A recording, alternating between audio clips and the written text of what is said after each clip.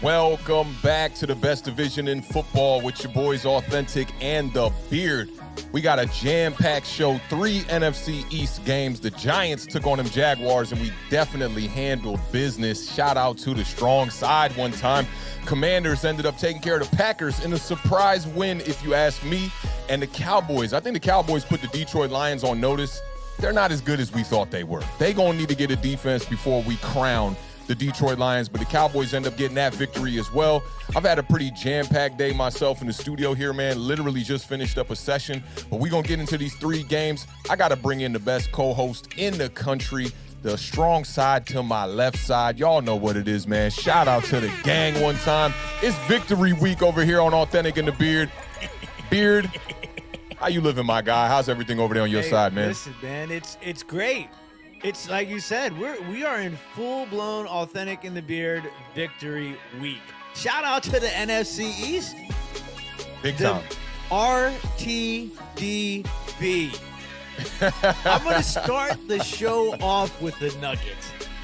The NFC East this weekend, without the Philadelphia Eagles, who's probably, second best, first maybe. Number one rushing team from last year. We'll give them that. Okay. The NFC East this weekend ran the ball 109 times for 541 yards. I mean, come on. And they went 3-0. If that ain't hashtag RTDB, I don't know what hashtag RTDB is, man. So, yeah, shout out to the NFC East, man. It's great. I listen. There's always going to be a lot of talk and controversy amongst fan bases, even when they're winning. I'm sure you understand that as well as anybody. But, a lot of talk here in town in D.C. about the Commanders, how they won, who they won with, and so on. But you know what? Listen, a win is a win, my friend. Is a win. It's a win, and it feels good. We right in the mix. It's a dub. We in the mix. Yeah, y'all in the mix. You was telling me about some of the playoff vibes earlier, man. I was extremely surprised to hear that y'all would be tied for a spot in the playoffs right now, which makes no damn sense to a Giants fan. We're not necessarily tied, Yeah, I know. You was reaching a little. But we're there.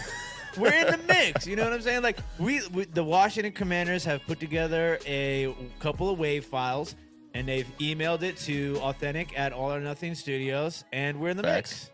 We're in the mix. Y'all are in the mix. Y'all are right here on the control board right now, on the mixer right now. We turning y'all up a little bit, man. Y'all back in the mix. It's a beautiful thing to see, man, because when the Commanders are losing, I don't look forward to podcasting with you, man. It's the vibes are down, but when y'all get them W's, man, the vibes is extremely high, man.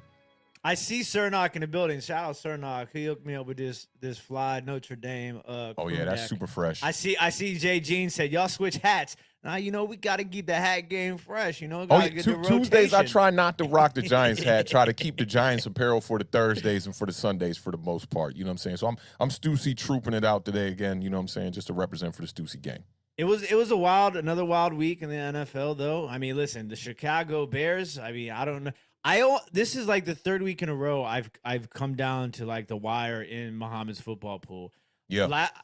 You know how I usually fill out 2 brackets of picks. So I pick like favorites basically, and then I pick who I think who could pull the upset, underdogs, right? Yeah. And so 2 weeks ago I lost by 1 game because I picked Washington to win, okay? And then I said to myself, all right, in this game against Green Bay, I think Washington's going to win, but I'm going to put that pick on my upset bracket. If I would have picked them to win on my favorites bracket, I would have won outright. So anyways, I go down to the tiebreaker last night. It doesn't matter who wins, as long as the point total is 42 or 43. I'm in there. I win. We have 40 going down. First of all, I turn it on, and I'm like, how did Chicago Bears have like 30 points? You know what I'm saying? I mean, it wasn't that much, but it was a lot of points, you know? And then next thing you know, they score that touchdown end of the third quarter, beginning of the fourth quarter. No points after that, but a 47-point total knocked me out of the victory. Ew, so that's tough. Yeah, Yeah, you but, didn't expect that high output from the Chicago Bears, man. But they turned up. Their defense played well. They ran the ball really well, man. Mac Jones got benched. Yeah. Mac Speaking Jones of benched, got benched. Matt Ryan's getting benched. Yeah, that's a money play. We talked about that. Aaron Rodgers said some people need to get benched after that game. So yeah, I didn't get a chance to keep my eyes on y'all game throughout the whole game, but I heard he was caught by the cameras mouthing something to a wide receiver, like dead on, like you got to step the F up or something like that. I mean, listen, there was a lot that I don't know what's going on in Green Bay and Tampa Bay. The Tampa Bay Buccaneers lost to the Carolina Panthers. Shout out PJ Walker. Crazy. I've always liked PJ Walker, but they traded away Christian McCaffrey, and it's like we go and we beat Tampa Bay. It's interesting. Crazy. And Tampa Bay is struggling this year. I saw I was watching a little bit of Skip Bayless and Shannon. Shannon owned Skip Bayless this morning, by the way. And one of the topics they was talking about was who's playing worse football over it, and they specified this weekend who played worse over this weekend, Aaron Rodgers or Tom Brady. And Skip Bayless was trying to make a play that Tom Brady played better than Aaron Rodgers did, but Shannon was saying pretty much how is that the case when you got Rodgers putting up the 2 touchdowns, no interceptions, and the Tampa Bay Buccaneers only scored 3 points? Listen, it all comes down to I don't need to tell you guys what the problem is. They're not running the ball. They're not running the ball. That's true. Their pass attack seems very predictable too. I noticed this against y'all while just going back looking at some of the highlights, and we'll get to that. But just to make this point before we get to the shout-outs, they're running that same kind of like concept where you have a fly on the outside and a quick out from the slot. It's really the only thing they got going for them in the passing game. And I mean, it seems that Aaron Jones was the only real weapon that Aaron Rodgers really had out there for the whole game. I mean, they're lacking weapons, man. The loss of Devontae Adams is huge for Green Bay right now. It really, really is. And I mean, they got some young guys on there, but they're not there. They're not. Yep. I mean, it takes time, sometimes with chemistry and stuff like that. But it's going to be interesting to see what happens. It's Aaron Rodgers, so I did think that they were going to win that game at the end. No, I'm not going to lie. Yo, y'all sketched me out. I was looking at that like, first of all, y'all were up by 2 scores like late in the game. I thought 9 points. I'm like, I think y'all get the dub here. And then Aaron Rodgers, that last throw to set them up. If he had a timeout or 2, y'all was good. It's Rap City. It's Rap City. We'll get to it. A timeout is Rap City. A timeout. A timeout would have helped. Because I can't remember what they got the ball back with, but we'll rap about it, man. We're going to talk about that Cowboys game first, but let's get to these shout-outs real quick first, man, and then we'll get the show on the road here. Indeed. Big shout-out to everybody who is watching us right now on YouTube, Twitch, Twitter, Facebook. Definitely appreciate all the love and support. Don't forget to hit that thumbs up while you are here on YouTube. Let the YouTube universe know that we are alive and well here on Victory Week. Big shout out to everybody here in the chat. Awthentic, you're going to have to start with the first shout out, my friend. Michael Knight. What's up, fam? How you living? Big shout out, Michael Knight. Also, I'm going to have to record the super sticker song for you so that you can use it during Giant Overreaction. Somebody did send a super sticker during the Giant Overreaction. I forgot to mention that in the beginning of the opening credits here to the show, too, man. Like, thank you to everybody who's been sicing that Giant Overreaction. That show on Monday was a smash, man. We had like over 230, 240 people in the building, man. So keep spreading that word, man. Word of mouth is definitely, getting Awthentic and The Beard out here in the atmosphere one time. So we definitely appreciate y'all for rocking with us, man. Indeed. And big shout out to No Mets, No Nets, No Jets, a.k.a. LFGNYG. Big shout out, No Mets, No Nets, No Jets. I didn't see that. I didn't see it either. The choke slam. I didn't see it. Big shout out, Coach Taylor. J-Mo is in the building. Sir. What's what going up, on, fam? Jameson? Good to see you, sir. Old man Rob. Salute. Rocking the beats. Big shout out, old man Rob. Appreciate you, my man. Edward Squires, everybody's favorite GQ YouTube screen name. Congratulations for joining us this evening. Thank you very much. We appreciate it. Kai 001, Dallas Cowboys resident here of Awthentic and The Beard. Appreciate you joining us. Jay Jean, she's ready for football already again, or they're ready for football already again with the Happy Victory Thursday. Yeah. Listen. We 2 days ahead of the week already. We ready. We ready to get it popping, Jay Jean. Let's go. Sigma Surge is in the What building. up, Sigma? Good to That's see a you. new face. Salute. Yes, it is. Thank you for joining us. Marquise is in the building. Says, blessings, brothers and sisters, G-Men for life. I need at least 5 right out of Danny Dimes. We get a true number 1 Galladay, a 2, maybe 4 these days. Facts. That's Appreciate what's up. you. Shout out to Sean Marquise G in the is building. in the building. Good to see What you, up, Sean Sean G. G? Pete the Ski is in the building as well. Yes, Pleasure. sir. Thank you for joining us. Sebastian is in the building. Sakpase. AATB. Gray 88. To the moon. To the moon. To the moon. That stock is rising. 8 gang in the building. Let's go. Perry Mack is in the building. Good to see you, Perry Mack. What Thanks up, for Perry stopping Mack? by. What up? They are in this. Yes, they are. Squad. Shout out Mike K in the building. Good to see you, Mike K. What's going on, There Mike? goes Cernak on Victory Week is finally here. Appreciate Yes, sir. you. I'm waiting Mace on some is- pieces, Sir Knock. I'm waiting on some pieces. Mace is in the building. Max shout out to Webster, Mace. 6-1 6-1, baby. Seattle on the deck. Juan Santiago is in the building. It's popping, Says, what's fam. up, It's popping. gents? Let's go. Who else we got in the building? NYBSMM5 is in Salute. the building. Been pulling up. What's going on, fam? Hey, big shout out Chris Peace, always holding us down on the retweets. I'm gonna start calling you Chris Retweet.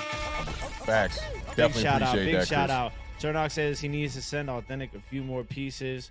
Marge with the Marge bombs in the chat. Stan is in the chat.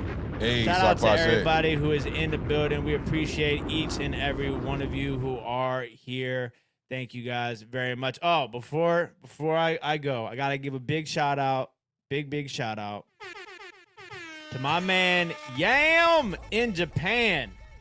Shout out to Yam in Japan, Washington Commanders fan. He Okay. won a giveaway that I did on the when I was on the Ref the District show. He Dope. won a sick Santana Moss card. So they are checking in from Japan literally right now. Ooh, So that's big what's shout up. It's out lit. to Yam in Japan International. We are international. Shout out Lucas in Australia. We got some UK people here too as well. So shout out to everybody. We appreciate the love Worldwide, and Craig. support. Worldwide. Worldwide.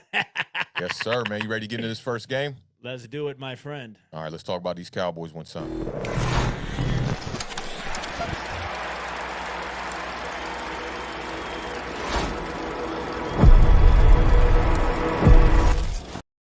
I do like that Micah Parsons fellow, man. He's a good football player in the NFL, man. Definitely get down with him. I love that intro right there. It's probably the only thing I like that's Cowboys oriented. But the Cowboys, man, they took care of them Lions, man. This was a home game for the Cowboys. They end up winning 24-6, man. Relatively a slow first half. Started off 6-3. Detroit had the lead at the half. Jared Goff started off that second half, man, with a deep throw interception to Trayvon Diggs, and I knew it was all she wrote right there, man. I'm like, that's y'all window of opportunity right there. Cowboys rely on their running game late in the second half there, man. They end up taking the lead 10-6 on a Zeke Elliott touchdown. And a big momentum shift, man. It took the Lions until the fourth quarter to get their first snap in the red zone. To have a lead at the half and get your first snap in the red zone in the fourth quarter was ridiculous in its own right. They run a screen pass to tight end Brock Wright. It looks like a touchdown. Detroit Lions don't challenge the play. They go to line up on the 1 yard line, first and goal, and Jamal Williams fumbles it. Cowboys recover. To me, that was really when the game was over right there. Cowboys kind of allowed the Lions to hang around just a little bit in the fourth quarter, and then Goff ends up throwing his second pick of the day.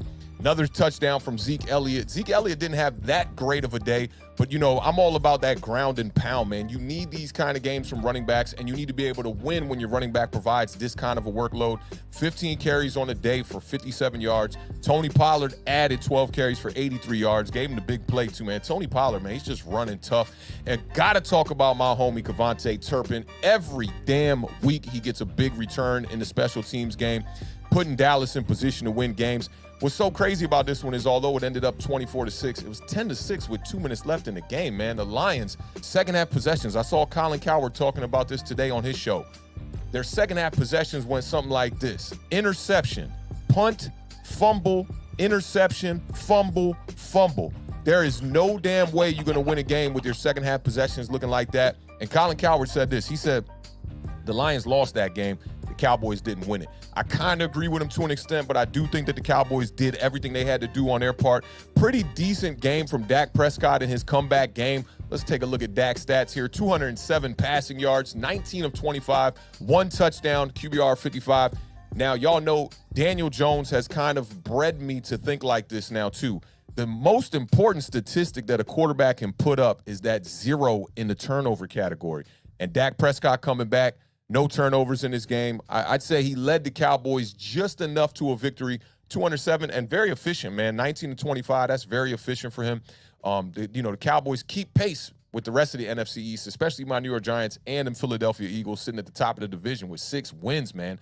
And, Cowboys kind of, they're staying alive here. We thought that we wrote them off, as Geno Smith was talking about. We wrote them off. And that's not like us. 1 week, we don't write people off after 1 week. That's definitely not like us. So it's good to see the Cowboys back in the mix along with the rest of the crew in the NFC East. What were your thoughts on this game, bro? Well, first of all, that box right there looks very Daniel Jonesian.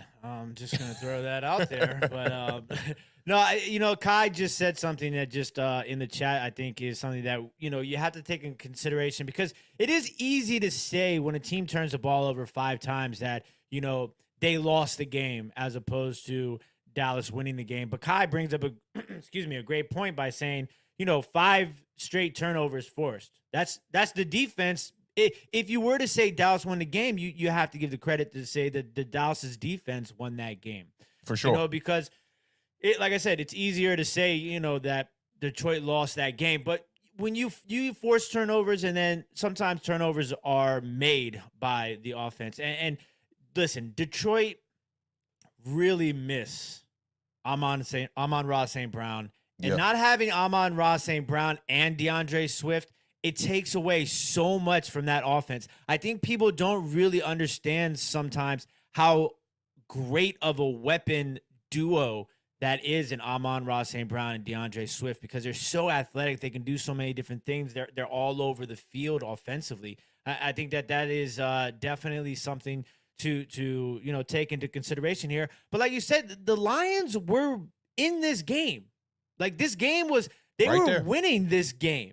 That the fumble you talked about, the Jamal Williams fumble, was critical because they're down 10-6 at that time, if I'm not mistaken. Yeah. On the 1-yard line. You score a touchdown there, you're in the lead 13-10. And it would change the way you play the rest of the game. Absolutely. Detroit Lions had to stay in attack mode after that because of that turnover.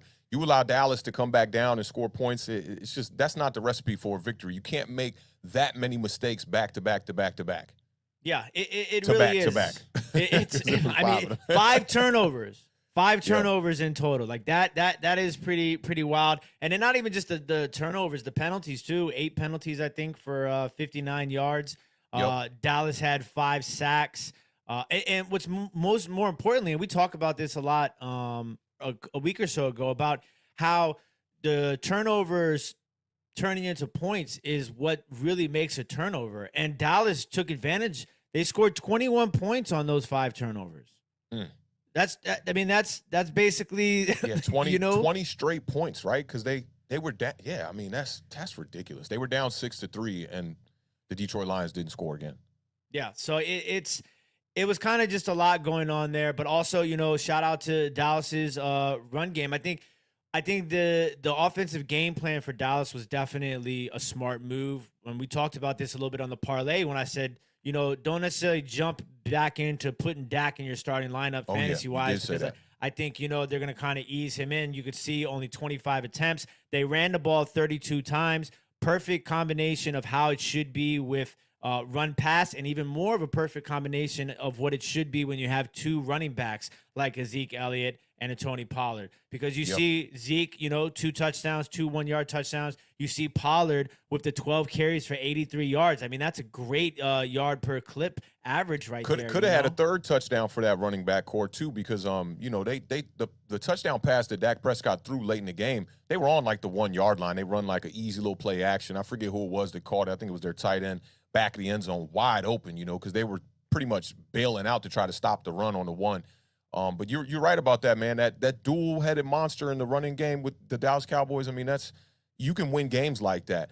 when you need to throw the ball, and this is what the New York Giants are starting to realize now too, is like with Daniel Jones, you don't have to come out just slinging it. You can, and then you can rely on the run in the second half, or you can, you can pick your poison there. Do you want to beat teams with the run with Saquon Barkley? And in this case with the Dallas Cowboys, it's do you want to rely on Ezekiel Elliott and Tony Pollard to get you, put you in position to score points, and then just rely on that defense to make stops throughout the game. The second half from their defense is, I don't think you're going to get a better second half out of their defense like that.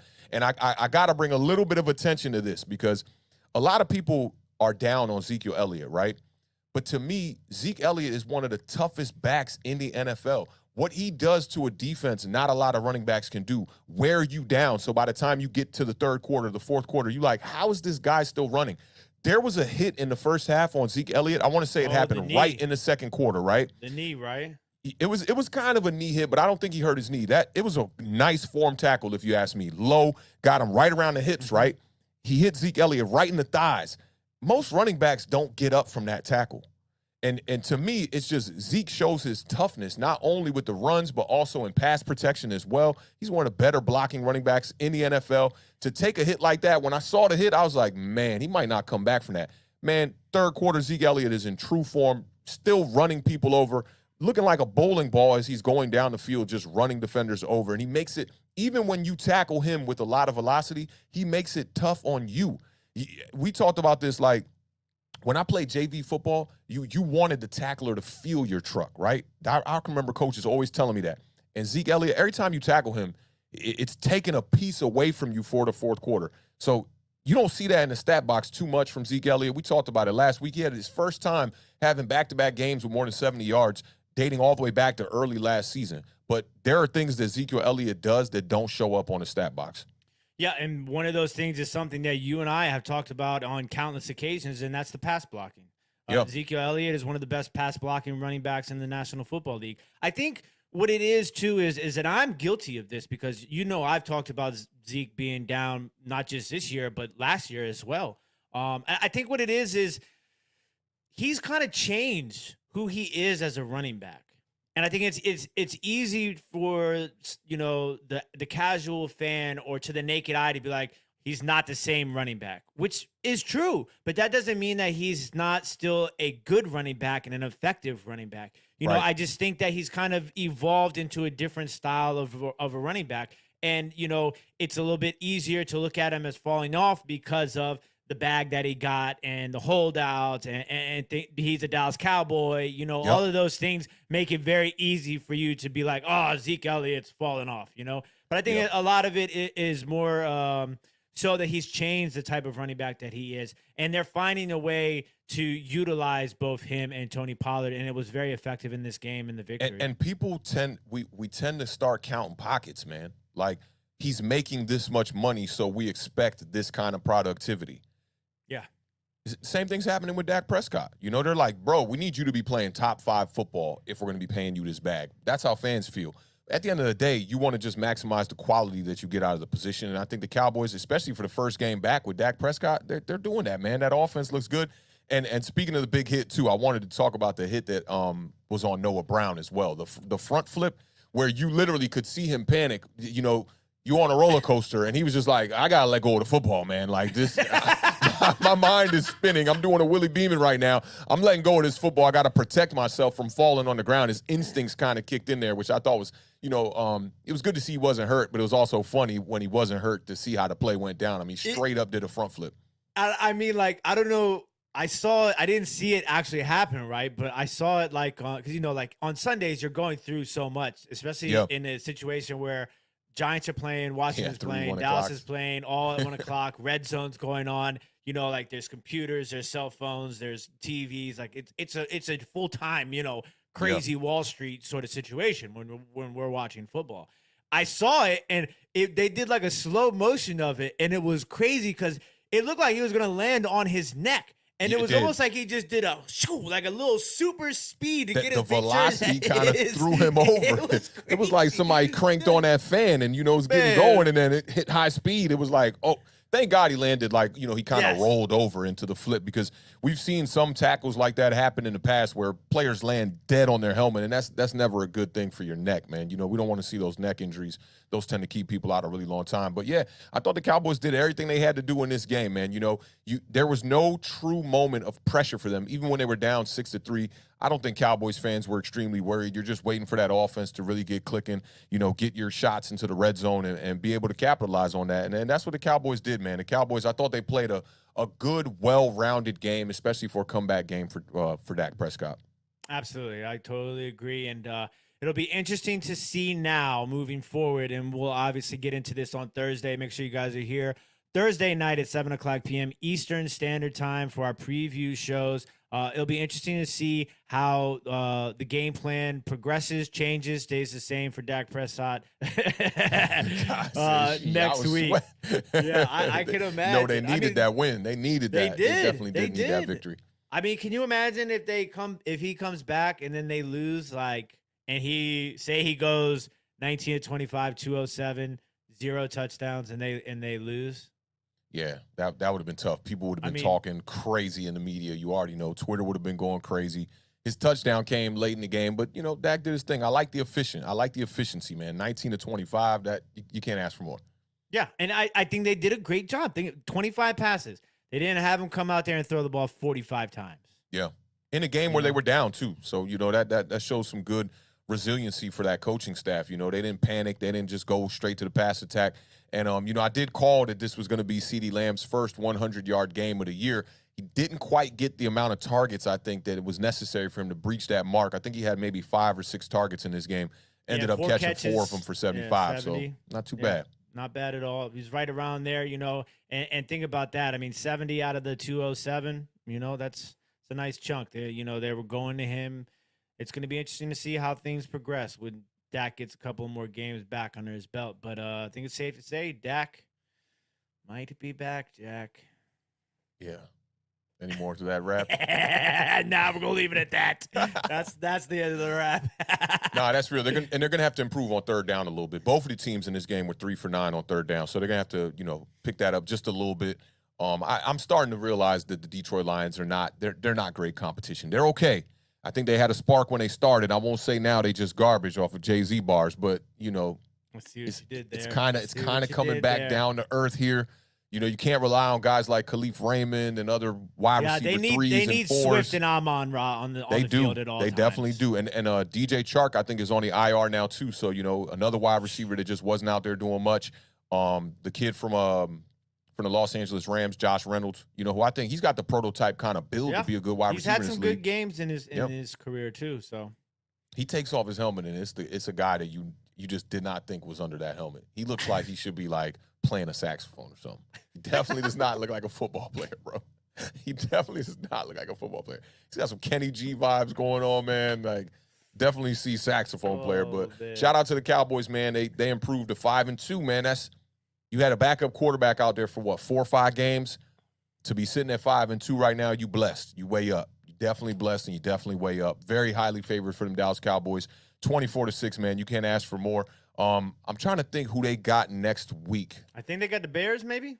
Oh, come on. That's a W right there. They got the Bears next week? I don't know. The Bears could run an offense very similar to what Philadelphia did. That little RPO action kind of, stall out that defense a little bit. I'm just saying. So Dallas is, they got the Bears, and then they got the bye. They come out of the bye. They're going to play the Green Bay Packers, Minnesota Vikings, and then they got to take on the New York Giants on Thanksgiving. We're going to handle business. We're going to feast on Thanksgiving for sure. That's going to be fantastic. Yeah, I can't wait for that one. I don't even know what I'm doing for Thanksgiving. We might have to do something. Figure that. We got to figure out that. Oh, yeah. You know how no days off for Awthentik and The Beard, man. We at it. We do Christmas. We do Thanksgiving. We're going to be here for Halloween. We doing it all. We doing it all, man. But any other thoughts on that game before we move on to the next one? That's it, man. That's a wrap on Dak being back. Jack. Some Minneapolis bars. I'm going to need some more Slim Thug, some Mike Jones. I need some trap bars. I can't have a Minneapolis bars. 207-192510. 55.0. The tempo is QBR. right here when it comes to Houston. And shout out to all the Cowboys fans out there, man. All right, let's get into this Giants matchup, man, and we'll talk about the Packers and the Commanders one time. Giants are on the board with 11:16 to go here in the third.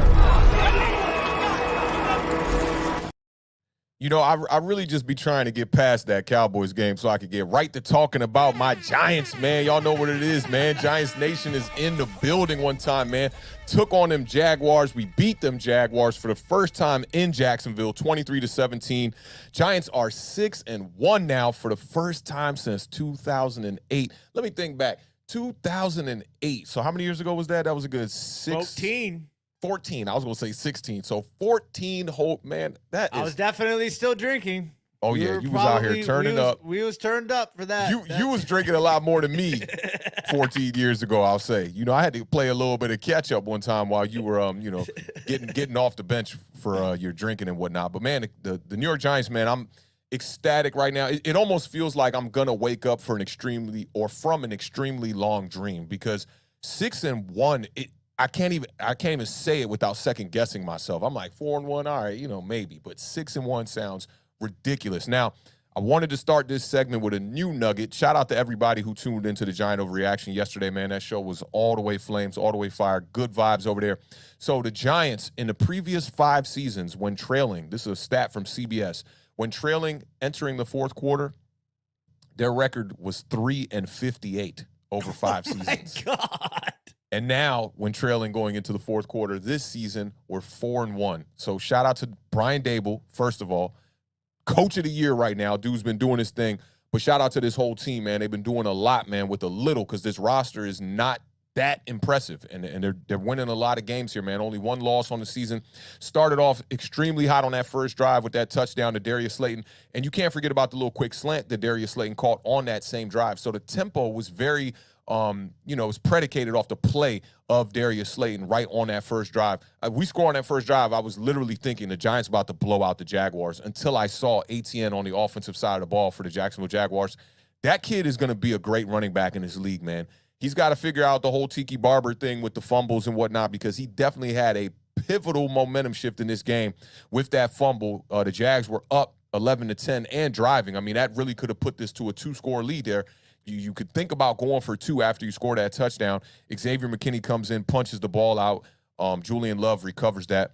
And then the Jags end up, squandering a major opportunity there. And then also the big 4th down stop by the Giants, man. That, to me, the Jags should have challenged the 3rd down call in the spot because I thought that where they were on 3rd down, I thought they had the first down. I'll keep it real with you. And then they end up going for it on 4th down with the quarterback sneak from Trevor Lawrence. Giants end up coming up with the big stop. And the Giants defense was a question mark all day, man. I mean, right now the Giants are having trouble stopping the run. That I don't know where we rank right now as far as against the run in the NFL, but the Giants are having trouble dating all the way back to the Dallas Cowboys game. They ran that zone running scheme all over the New York Giants. Leonard Williams wasn't there for that game, but they ran all over us. And now you got the Jacksonville Jaguars, back-to-back weeks now with the Jaguars and with the Ravens.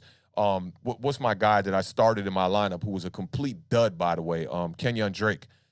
He was a complete dud. They didn't even give him the volume that we thought he was going to get. Gus but bus. Against it, yeah, it was a bust. And I would say stay away from Kenyon Drake until further notice. I forget who they brought in for carries. Gus Edwards, that's who it was. Bus. Yeah, which was like crazy because Gus coming right back from an injury, right? I feel like he wasn't there for the first couple games. He tore his ACL last year, I want to believe. He was one. Remember when it was like 5 running backs got hurt before the year Ravens. started. Yeah. He tore his ACL, so this was his first game back, and he looked fantastic. For them. Yeah, he looked good in that game, man. And then the Jaguars turn around and trade James Robinson. Traded James Robinson. That was interesting. I guess they saw what ATM was doing against them Giants and figured they could fix the fumbling problem, and they don't need a second back, with that kind of value. So I mean, what did they get for him? A 6th and was it a 6th and a 3rd? I don't know what it was. I mean, this is the thing that's crazy is that James Robinson, I believe, was undrafted. I'm gonna correct you off memory. I think I got this one off memory. I think he was a 6th rounder. I think he was a 6th rounder. Maybe. Yeah, but I think so. Nonetheless, their return that they got was probably, in the end, it was better than what they spent on him. Yeah. I've been a huge I have a stack of James Robinson, autograph cards. I just thought that He's a really good running back. He is. He got banged up in this game, unfortunately, but it's just, sometimes it happens. And he's going to New York. Obviously, he's a temporary situation there. Yep. Once Breece Hall comes back, sucks for Breece Hall. Was having a fantastic rookie campaign. They still have Michael Carter there in New York for the Jets too. But I saw a lot of people hating on Michael Carter too on Twitter. Yeah. I'm like, y'all must not watch them Jets games because Michael Carter been doing some things. And he does a lot. He's very versatile, can catch the ball at the backfield as well. But Travis Etienne was just we talked about this a little bit about how he could be potentially not necessarily a problem, but something to keep your eye out on for the New York Giants defensively. Just because of his ability to get past that first level in the second level and the big play capabilities. There's a little bit of a situation there with the New York Giants defense that's similar to that of the the Washington defense when it comes to giving up those big plays. Oh yeah, we've been doing that. And shout out to the chat to Jerry and Kai. They corrected me on that. He was undrafted. He was an undrafted free agent, which is crazy. You find talent like that, not even in any round in the draft, man. Is how people miss a player like that. Because to me, James Robinson, we could say right now, top 25 running back in the NFL, maybe. Yeah, easily. I think easy, right? I mean, he was a top 10 running back 2 weeks ago. And I was going to say that too. Like, with Jacksonville, they've really been a detriment to James Robinson because he came out as a rookie. I want to say his rookie year was the same year Gardner Minshew got to start as a rookie, right? And both of them kind of started to shine a little bit. It was Gardner was there, but Gardner it was like his second year or something like that. It was Gardner's second year where James Robinson came in. But then if you remember when they were trying to get rid of Gardner Minshew, James Robinson was just sitting the bench for nothing. He was really just not getting the volume for a particular time there. And then you bring in another new coach now, and it seems like this coaching staff really is not really high on James Robinson. We did talk about this on the parlay on Sunday, though. And I thought he was the guy because he was getting more touches. He was getting more passes. He had more passes to him than ATN did. He pretty much led them in every category except average yards per carry. So, I mean, maybe that is the most important one at the end of the day, and it seems like they felt like he was expendable. But, nonetheless, man, the Giants definitely struggled against the run in this game. Again, man, and I just think that this defense, if this defense can come out and be a little bit more consistent, find ways to stop the run early, it's not an effort thing. That's why it's not bothering me so much because you see them flying around. I even was defending Jalen Smith and Tay Crowder today on Twitter, like, yo, they're not guys that are expected to be the leaders of a defense, but they're out there, they're doing things, man. They're trying to stop the run. You definitely see the effort. And, this was a game where the offense really, really had to step up in this game. Daniel Jones is doing miracles right now, man. That kid, he's showing you that he can throw the ball. He can do it under pressure. I looked at every snap that he was involved in from Bobby and Talking Giants video, man. And Daniel Jones, the way that he is manipulating the pocket, bro, and the little minor little steps that he's doing now, you didn't see that the first 3 years at all. Everything looks quicker. To me. His and for me, a lot of times when I looking at the quarterback, it's easy to look at the feet, right? But I'm looking at his head. The way that he's making the reads is so quick now. And then he looks more comfortable. It's like a nerd who gets a date with the hot girl, and now all of a sudden he's like like this, like that's Steve how Urkel Daniel turned Jones into looked. Stephon Urkel on him one time. You know what I'm saying? Pulled up out that time machine, like hold up, smoke blowing, like hold up. He looks fantastic, man. He looks a lot more confident. I think that's just the perfect word to say it. Confident in his ability. Confident in the players around him, even and when the scheme. Yeah, it's the like scheme, coaches. It seems like when he makes the decision now, it's not a guess. I felt like the previous 2 years, he'd be in that pocket, and as soon as it started to break down, you saw him go into a bit of a panic mode, like he doesn't know where guys are supposed to be. Now, when you see him drop that ball and he's either going to tuck it and run or he's looking to the next read and he's making the right throw. A ton of drops in this game, too. So don't get the statistics a little bit too skewed here. When you see that 19 for 30, it looks a little suspect, right? This was more of an efficient game, kind of like what Dak Prescott put together against the Detroit Lions. He had 6 drops in this game. Some of the drops, tight window drops. I'm not looking at the one on the goal line like like the drop that we saw from who was that had them 2 drops on a primetime game just recently? Oh, Curtis Samuel. It was y'all on Thursday night. You remember the second drop from Curtis Samuel where it's like, he's just standing there, bro. They throw the ball 10 yards to you, and you like, bloop, bloop. We can't have that.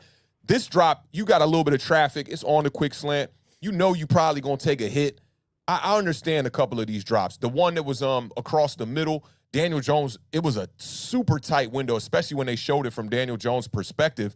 I don't even know how he got the ball to Marcus Johnson, but the ball was a little bit behind him, and you know, all your momentum is going on the crosser, and you got to kind of slow down your momentum to try to catch it back shoulder.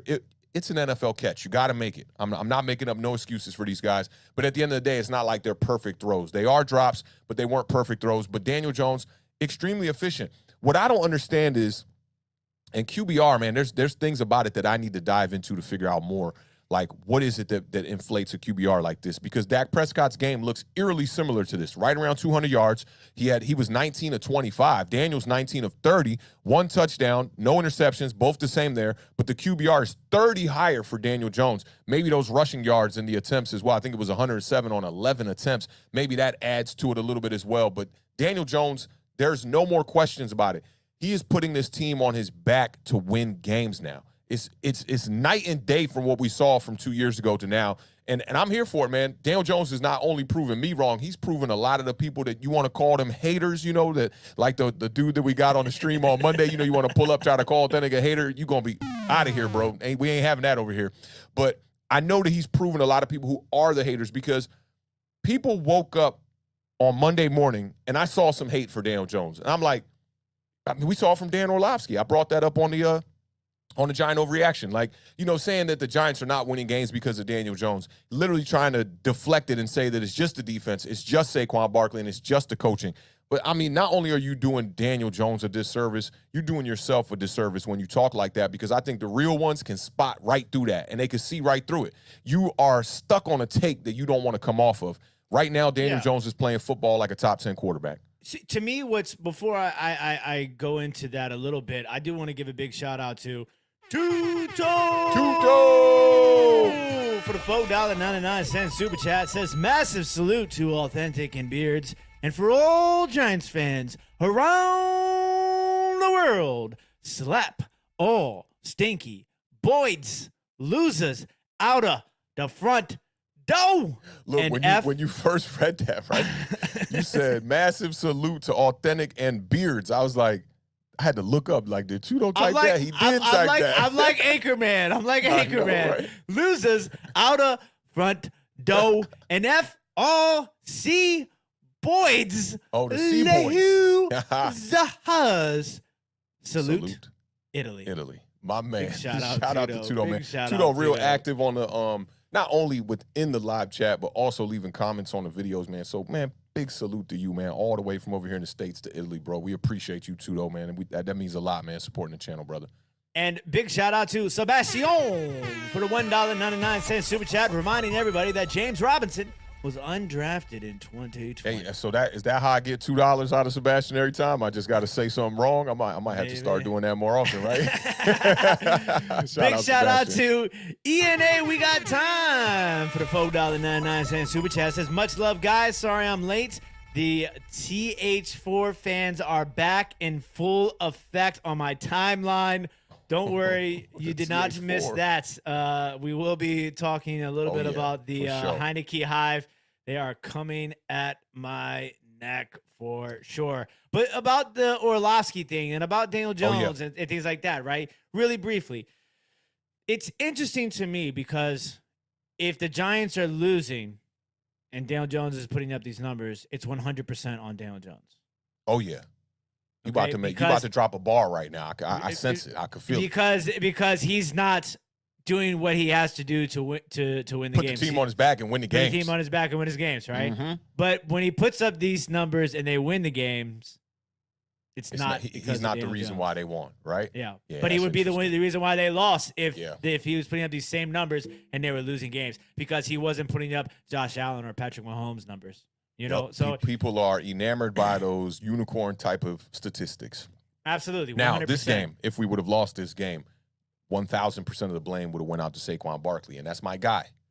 But those mistakes that he made towards the end, and it's crazy because they're coming off big plays. He's making big runs that are, sustaining the drives, especially at the end when we need that. We need to drain the clock and sustain the drive and get a couple of first downs. He got the first down. He didn't step out of bounds, and I'm looking at my girl was down here watching the end of the game with me, and I'm just like, you got to step out of bounds. I'm screaming, you got to step out of bounds, or you got to stay in bounds. I'm sorry, you can't step out of bounds there.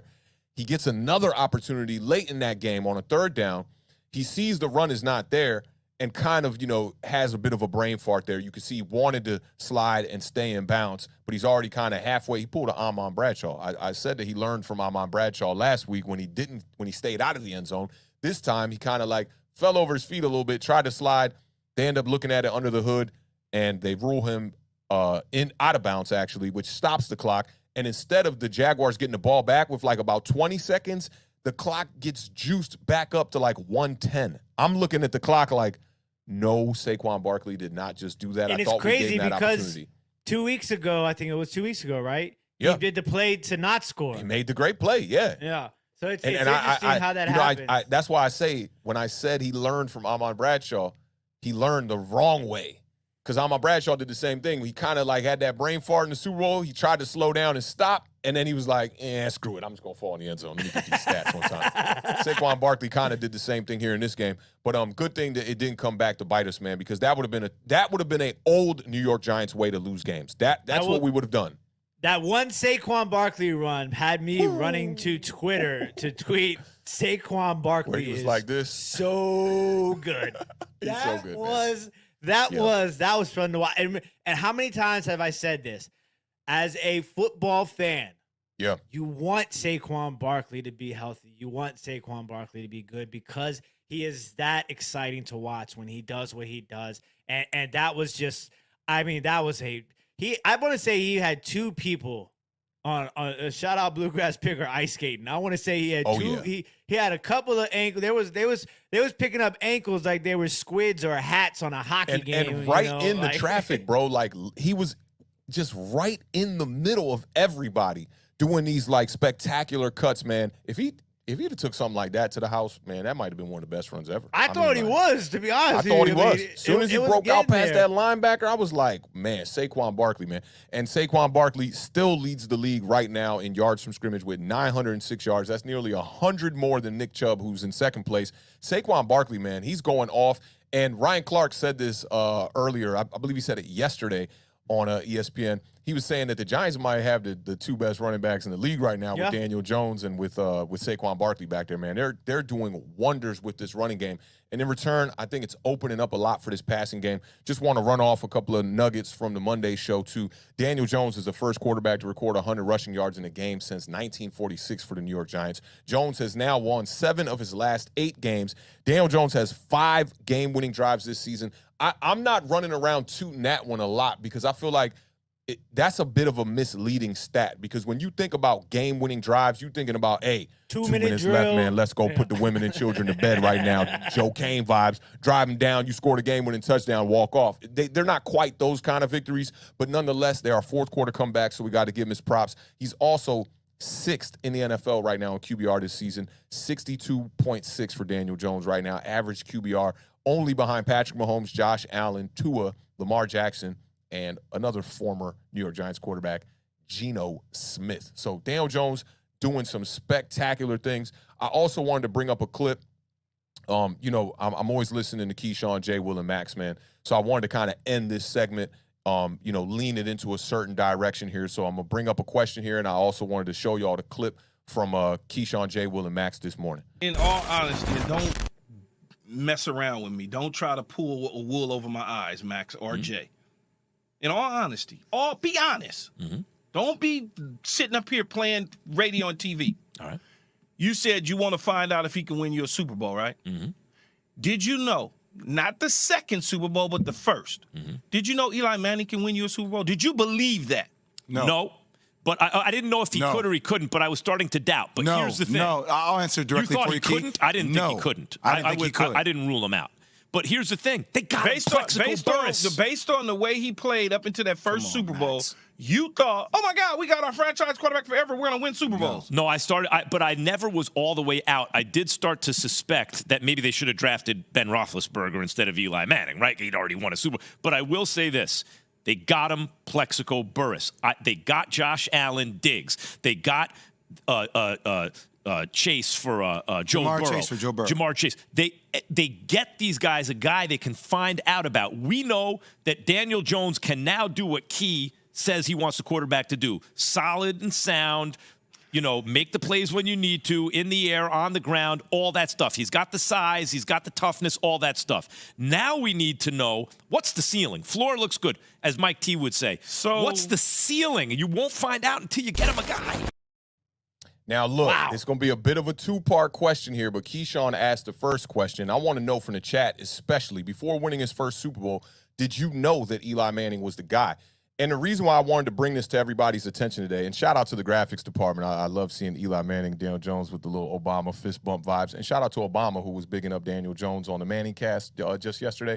But reason why I bring this up, right, is like a lot of people, I feel like, are running around with this narrative that, like, as fans of the New York Giants, we should have known that Daniel Jones should be playing like this, right? And the reason why I bring it back to Eli is I can remember that Eli time very, very, very clearly, okay? The third year, everybody was ready to jump ship with Eli Manning. The person who's the reason why I'm a Giants fan was coming at me like, Eli is not the guy. My faith made me stick with Eli Manning. And thank God it worked out the way that we wanted it to work out as Giants fans. But this narrative that I feel like people are trying to run a victory lap on Daniel Jones because they never wavered on their opinion, right, of Daniel Jones. Whereas we know here at Awthentik and The Beard, my opinions with Daniel Jones were up and down, just like his play was up and down. I followed the way he played. I never thought Daniel Jones was like a poor quarterback, ever. Never thought he was a poor quarterback. Always thought he had, the skills to be in this league and be a guy. I mean, even just this last year, I even was arguing with The Beard saying that Taylor Heinicke deserves to be a starter in this league. If there's 32 quarterbacks, he deserves to be at least one of them, and we could still maybe make that case for him. That's neither here nor there. We're going to get to that game. But the reason why I bring this up, and I want to know how you feel about this, Beard, is, one is like, how do you feel about people that, like, they have faith in the quarterback, which is sometimes blind faith, for one, and two, are we supposed to know that a guy is a guy? Because we know, I'll keep it real with you. I didn't think that Eli Manning was going to be a two-time Super Bowl MVP and all, Hall of Famer, all of that. I never thought that in the beginning until I saw proof with the first Super Bowl. And I was like, the Giants could not win a Super Bowl for the next 10 years. I don't care. We got that one. I'm good for the next decade. Eli gave us the cherry on top and gave us 2 Super Bowls. But what's your thoughts on this? Did you know and think that Eli Manning was the guy? And maybe give me some thoughts, too, on guys within your franchise, which we haven't seen those, in the recent history. But when you had guys like Mark Rippon and players that, took you to a Super Bowl, did you feel that way about those guys, or was it a surprise for you pretty much, just like it was for Joe Burrow going to the Super Bowl as a second-year quarterback himself? Well, I think that most of Washington's, quarterbacks that won Super Bowls weren't necessarily quote-unquote guys. I mean, Mark Rippon, it was a little bit different, obviously, because that offense was one of the most underrated and greatest offenses of all time. The posse, for sure. That offense of the 92 Super Bowl. Who was the back? Was that Ernest Biner back then? Ernest Biner was there, yes, not Timmy Smith. Well, I always get those eras mixed up. But, yeah, and some other, people in that as well. But that offense is one of the best. If you look at that offense statistically, one of the best offenses of all time. But he was not a franchise quarterback, right, like Mark Rippon was. I think that there's going to be 2 types of quarterbacks in this league. And this is kind of interesting because I did want to say this a little bit earlier about how, Stoner, shout out Stoner, ref the district, he was talking about something that you and I had mentioned a little bit about too, about is the changing of the NFL. Is the NFL still a quarterback-driven league? Are we on the cusp of a change? Are we on the cusp of that change? And I think that we're starting to see that because you have, and we talk about this so much, Mahomes and Allen are your unicorn quarterbacks. What's after that is another tier. There isn't Colin like Cowherd that. put Joe Burrow in that bracket, and you asked me about that right before we started the show. Like, is there any other quarterbacks playing better than Joe Burrow outside of the 2 unicorns? So maybe he's on his way there. But you're right. It's a drastic drop-off once you get past those guys. Yeah, and I think that, do you know if you have a guy immediately out the gate? That's very, very rare in today's NFL. I think Joe Burrow and Justin Herbert were 2 guys that you knew they were guys. Yeah. Now, do you know a guy is a Super Bowl winning quarterback? No, nobody knows no way you that. can know. There's no way you can know that because there's so many variables that go into winning a Super Bowl. Yeah. That's why it's a team sport. This isn't golf. This isn't tennis. This is football, right? And so I think that, did I know that Eli Manning was a guy? No, absolutely not. I mean, I knew he was a guy because he was a Manning, because I watched him play college football and I watched him shred. Yeah. I knew that Eli Manning could toss the rock, but how many times have we seen quarterbacks get into the National Football League and not do what they did in college? Time and time again. More so than not. I mean, listen, I've seen Achilles Smith, who I remember watching as a kid, being like, this guy is electric. Oh, he was the man. He was. And do you remember my favorite quarterback from that era, college? I don't, but I want to say Cordell Stewart was one of them. But do you remember what? Okay, do you remember who Michael my team Bishop was? Not Michael Bishop, though. Michael Bishop was a dog. He was a beast too. Do you remember who my team was in the early 90s? You remember I was an NC basketball fan, right? But I was the kind of kid that was just like, are they good? I'm going to that team, all right? That's kind of how I landed on the Giants too. I ain't gonna lie to y'all, right? But I was a Cornhuskers fan in the early 90s because of Tommy Frazier and Lawrence Phillips. Yes. And Tommy Frazier's a guy that, he had the blood clot and all that, and then he just went undrafted. And it was like the biggest shocker to me as a kid because he was I want to say he was like a Heisman runner-up. Yeah. I think Tommy Frazier won the Heisman, if I'm not mistaken. I think he did win the Heisman. And that was just such a surprise to me. And then Nebraska had that quarterback after him that he died in a plane crash.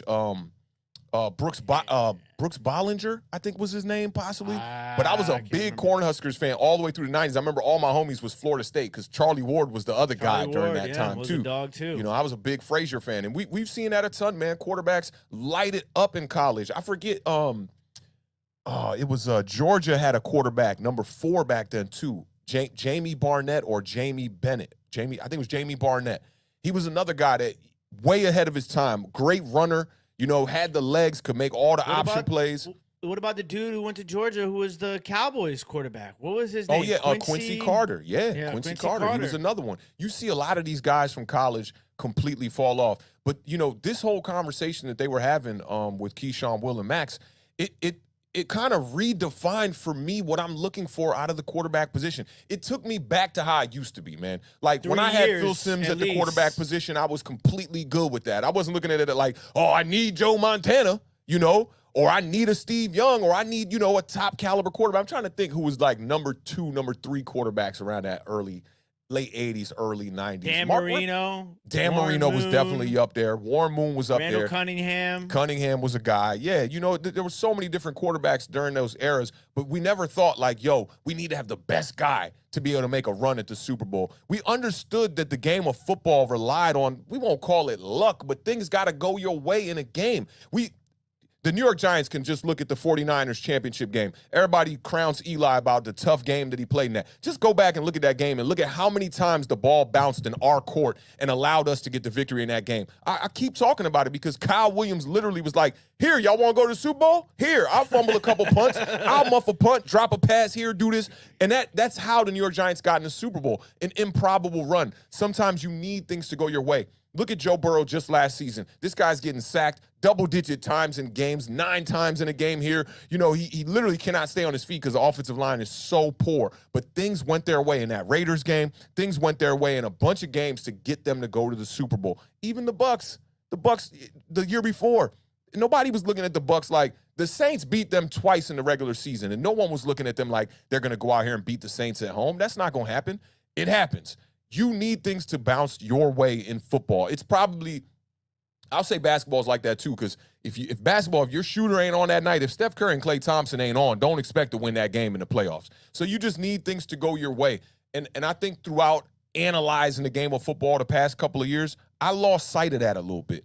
And I started looking for, like, we need a guy to compete with those guys. You know, you start to think, like, there's no way your team's going to be able to make a run at the Super Bowl if you don't have a unicorn at the quarterback position. I think Daniel Jones right now, with one of the only 2 teams in the NFL with 6 wins right now, and his statistics aren't even that crazy. He's finding mad different ways to be able to get W's for the New York Giants. And I got to commend him now. I got to come back down to earth, man. You do not need a unicorn to make a run in this league. And at what point do we say that not losing a game is the same thing as winning a game? Right. Because there has to come a point where those 2 things are the same thing. They're just as important. Because if we're saying that, okay, Daniel Jones goes out and he fumbles, or he throws 2 picks, or he misses a deep pass, right? He lost the game. Right. But if he goes out and doesn't do the things that lose the game, isn't that winning the game? Yeah, it really should be. And I think we don't look at it, you know, as a football community. A lot of us just don't look at it like that because we're so enamored with the way that these unicorn quarterbacks are playing. We want that. We admire that. And we go, I want my quarterback throwing 4 touchdowns a game. That'll feel great. I mean, for God's sakes, Travis Kelce just had a Al Bundy game the other week where he caught 4 touchdowns. So you get to be a little envious and a little bit jealous of what other teams are doing around the league. But at the end of the day, man, it's all about them W's. And the Giants are proving that to me this year. Like, I know I was all about the W's, right? Like, just win the game. Just win the game. You start winning a couple games, and then you start nitpicking a little bit. Like, can we get a win where we win by 2 touchdowns and my quarterback puts up 3 of them? Well, I mean, there was a lot to be left to be desired by the Giants offense in that game. They were 1 for 5 in the red zone. Yeah, and that you know, normally you're not going to win games like that. 1 for 5 in the red zone, but, you know, there's the 39 rushes, 0. You know, they're running the ball. Daniel Jones is giving you 100 on the ground. That's phenomenal. They're not turning the ball over. 0 turnovers. And I gotta reiterate this, Beard. How many times we talked about other quarterbacks with games like this, and then I get to Twitter and people are saying, "Oh, you know, Awthentik, you praise other quarterbacks more than you do our own." You know, because I like to see a quarterback run a little bit. I don't mind a Jalen Hurts stat line that's, you know, something like 200 yards in the air, no touchdowns passing, 2 rushing touchdowns, and 90 yards. I will take that all damn day. Is it effective? I don't care what it looks like. Is it effective and is it working? Right now, the New York Giants are number 2 in the NFL in rushing yards per game. And you're starting to see teams are starting to take that style of game plan and try to implement it with their team. What I've been calling for the past 2 weeks, I've been like, yo, can the New York Giants please, please, please take a page out of the Philadelphia Eagles book and run that RPO the exact way Jalen Hurts is running into A.J. Brown? We saw that on the first drive in this game. The first pass to Darius Slayton. Perfect. And Daniel Jones is, I mean, the way he's faking these play actions and these RPOs, he's doing it. He's doing a fantastic job of doing that. I think he's probably the best at doing that. I commended Jalen Hurts last season, like, man, don't nobody run that read option in that RPO like Jalen Hurts. It's crispy. Daniel Jones is giving him a great run for his money right now because when Daniel's running those boots, the cameraman from the broadcast can't even keep up with Daniel Jones. Daniel Jones is slick, man. I'm starting to. Before I was saying, like, hey, Daniel Jones is not a mobile quarterback, I'm starting to renege on that a little bit with the way he's been playing because Brian Daboll is putting him in position to be a mobile quarterback. And in return, man, Daniel Jones is just comfortable in this offense, man. I looked at the sights and sounds today from the Giants game. I skimmed through it because I was looking for some clips to put in the transition and whatnot. And the sights and sounds that they showed, they had like a ground cam from the side on Daniel Jones, right, where it's like, you know, this from our photography geeks out there. It's like about a 50-millimeter perspective, portrait, waist up, medium shot, right? And you can see how fast it's happening for Daniel Jones. He's literally like, hut, drop back. It's already breaking down. It's already, by the time you could think it's breaking down, man, he's making the right step, running up. The run where Daniel Jones sidestepped to the side, he almost missed that defender. He almost took it to the damn house and stumbled. Man, just go back and look at that play from that sideline camera. It's happening like this, man. And he's having the mind and the whereabouts to be quick enough to make that decision and make the right play. He sees people got their backs turned to him. He's taking off, man. Yeah, it looks like, and I hate to be cliche, but it looks like the game has slowed down a lot for him this year. It does, man. It's Kid Cudi vibes, man. It's day and night right now. It's literally it's like we're watching a different quarterback, man. When was the last time you saw Daniel Jones get rattled in the pocket like, we saw that like 5 times a game for the first 3 seasons. Every game. You like when you think Last about year the was screen bad. pass against the Tampa Bay Buccaneers in the primetime game where Daniel Jones was like, he just threw it to somebody. We're not seeing those plays no more, man. So I want to just reiterate, like to the people who, stuck on Daniel Jones' side, and even when he was playing like absolute dog, like, I mean, it was just awful. You're still like, he's the guy. Okay, I can't give you your props too much. I'm going to keep it real with you. You were a blind supporter at that point in time, okay? The people who are like kind of like me, wavering up and down, like, damn, this is a great game for Daniel Jones, off of what you're seeing, Right. It was factual evidence. It wasn't like reaching or stretching. It was factual evidence. But then you have those people that are like, they see a game like they saw from Daniel Jones on Sunday, and they're like, dude's game managing. I saw one response. He's 26 in passing yards. He's got 6 touchdowns. The Giants only threw the ball 7 times in the second half. They only threw it 1 time in the fourth quarter. Who gives a damn? Did they ask him to throw it 10 times, 20 times? They didn't. He executed the game plan. Would you rather him throw the ball those numbers in the second half, or would you rather him throw the ball 30 times, complete 10 of them in the second half, and have 2 interceptions? You Right. tell me. And you know what they'll say? When he does throw it that amount of times, they're going to be like, Daniel Jones is not doing enough to win the game. That's what they're going to do. And it makes no sense. Speaking of giving a run for the money, big shout out to Simon Coleman for the $5 super chat. Says, yo, AATB, it's victory week. RTDB, LFG, NYG, HTTC.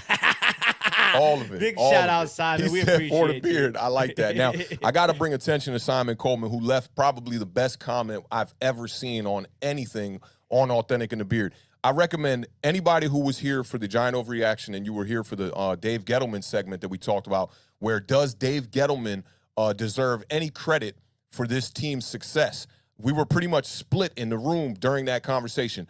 Go back to that video and go look at the comment that Simon Coleman left. He broke that down to a T. Simon, I'm going to take a lot of the information you put in that comment, and we're going to make a video about that. I'm going to give you your props on that. A lot of research went into that. It's a fantastic comment. Make sure everybody goes and sees that.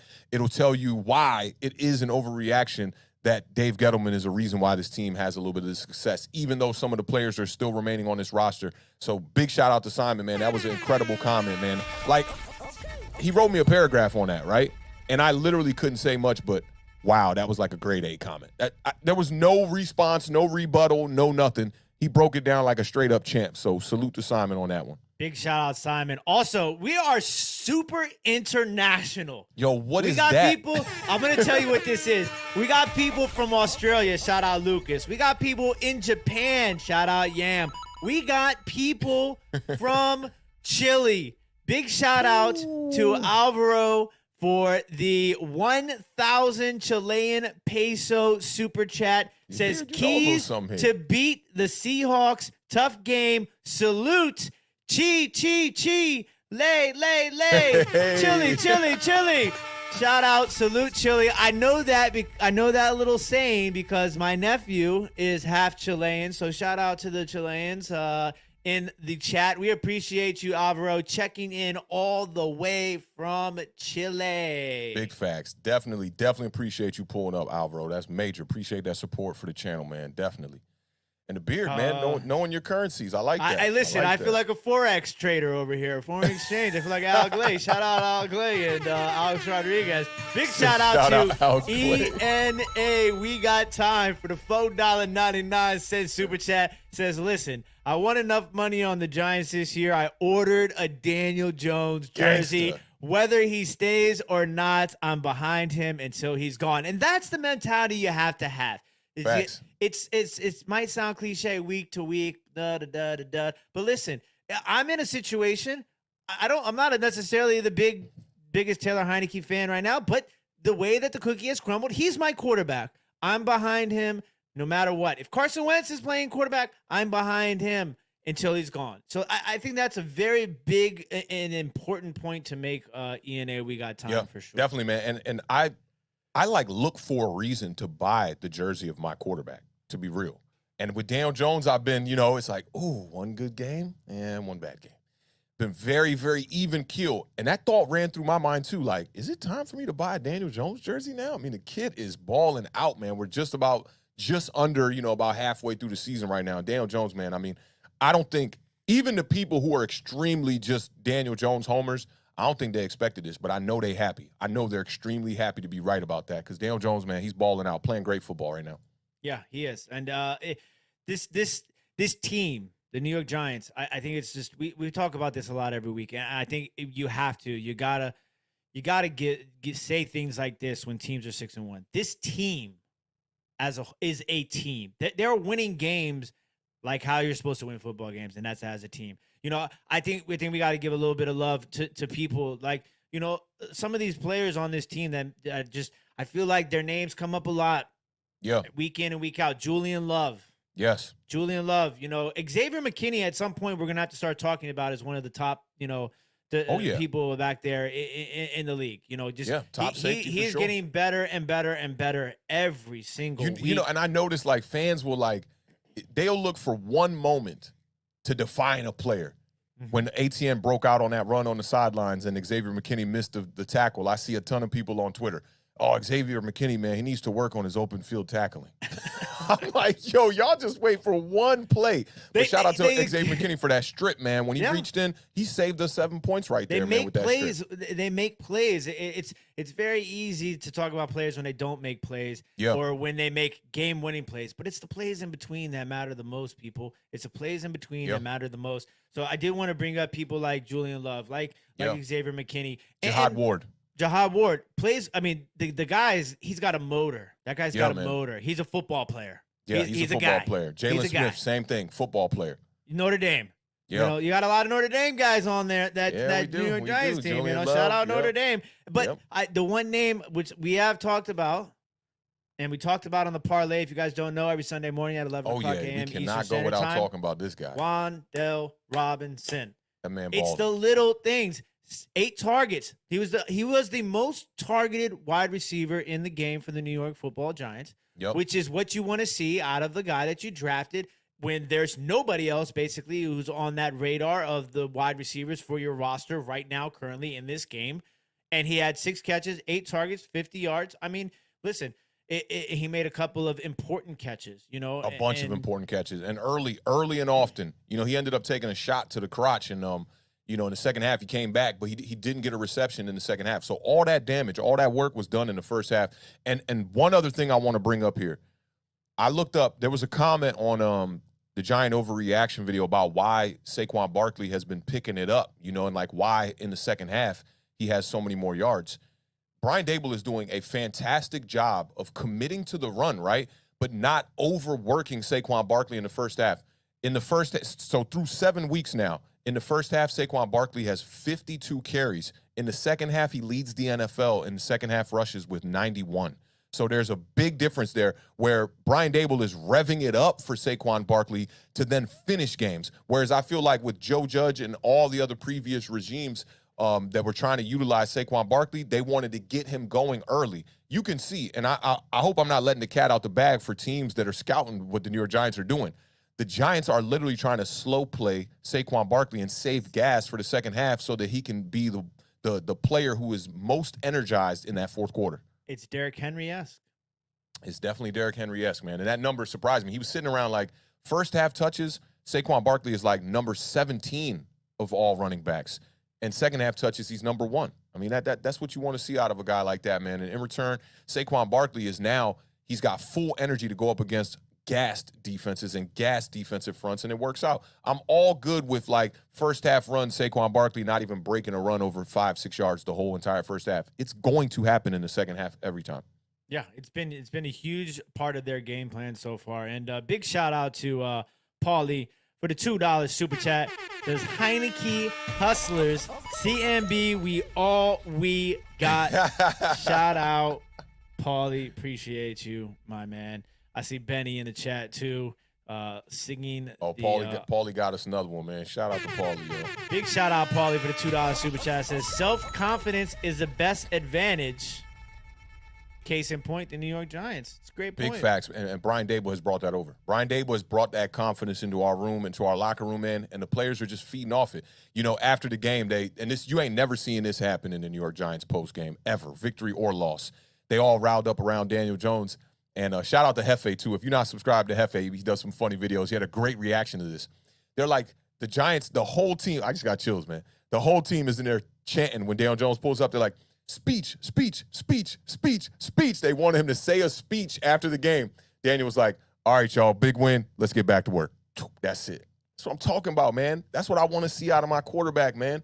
Straight lead with the play on the field. We'll talk later. When Daniel Jones gets, playoffs, Super Bowl, I'm saying it. I'm the first one to say it. We about to make a Super Bowl run here. I'm the first one to say it. Yes, I said it on Twitter today. If the Giants could get back healthy, get Kadarius Toney involved in this offense, and Wink Martindale get this defense just a little bit more sound, get them playing a little bit more consistent, the Giants are going to make a run to the Super Bowl. The NFC is wide open. Who going to stop us? You. Right now. Exactly. Right now, you're the only ones that can stop That's it. you. I mean, that's it. Listen, I'm not scared of the Philadelphia Eagles. We're going to see. December is going to be interesting. All this Awthentik and Beard, love is going to be a little tense for a 2 to 3 week stretch there. Yes, Waterfly, I'm saying it now. A Super Bowl run. What team could stop us from making a Super Bowl run right now in the NFC? It's not a team. Philadelphia Eagles, we can hang with them. I know we can hang with them. This defense, let me tell you what they got to work on defensively. Stopping the run and sealing that edge. It's the one flaw that I'm kind of seeing in Kayvon Thibodeau's game is sealing the edge on the run. He's getting a little bit, I won't say bully, that's not the right word, but you can see him getting, he's not getting the leverage and the depth that he needs to get. Not even an over pursue. He's just, I think you see that a lot. He's getting a little bit manhandled out there, trying to find his lane. I think you see that a lot of times in young defensive ends. Oh, yeah. Sometimes it's a little bit difficult for them to that contain. And that's up here. That's up here because you got to get it where it's second nature for you to seal that edge. That's what you want. And Thibodeau's working on that. Big shout out to damn right. Paulie says Super Bowl authentic equals self-confidence. He took that self-confidence. Y'all know I'm not the first person to be like, yo, we about to make a Super Bowl run. That's normally not my swag. But just look at the NFC. The Commanders, for God's sakes, are in the mix right now. What's y'all record? 3 and something? 3 and 5? 3 and 4. 3 and 4. So y'all, to be that y'all are in the playoff mix with that record, it shows you where the NFC is at right now. Teams like the Bucks taking a hit. All the front runners are in the back right now. The Bucks, the Rams, and the Packers. They all in the back right now. 49ers. And see, the Niners always get a little overhyped to me. The Niners are a team that they're always going to stay in that wild card mix, and then they'll try to make a run late, in the season and in the playoffs to look a little bit better. But to me, they're more scheme from Shanahan than they are like, I'm scared of their roster. I ain't scared of their roster either. But all those teams, they're in the back right now. You got 2 teams in the NFC East leading the pack of Wolves right now in the playoff hunt. If the Giants continue to play like this mistake-free kind of football, especially offensively, I'll be the first one to say it. Think about it. Just think about it. If you a playoff team right now, let's say you the Rams or you the Cardinals and you sneak in, you think you want to play the New York Giants? Absolutely not. Right. Best second half team in the NFL right now. And I think that's what would be interesting about the Eagles and Giants matchup is, the Giants are a second half team and the Eagles are a first half team. That's going to be an interesting sort of big facts. And the Eagles are kind of a first half team because a lot of the time they can kind of just, their way to a damn victory. You know what it is. I want to bring attention to one comment real quick from Steven Ars. 100% the Super Bowl for the NFC runs through the NFC East. That's a damn fact right there. And then shout out to Mr. Fitness one time with the $4.99 $4.99 super chat. Says, salute, fellas. Had a great time at the game Sunday. I felt home on the road. Ooh. Called Big Blue kickoff live. Had to let them know that's my quarterback. Big facts, man. Shout out to Mr. Finesse one time pulling up, rocking with us.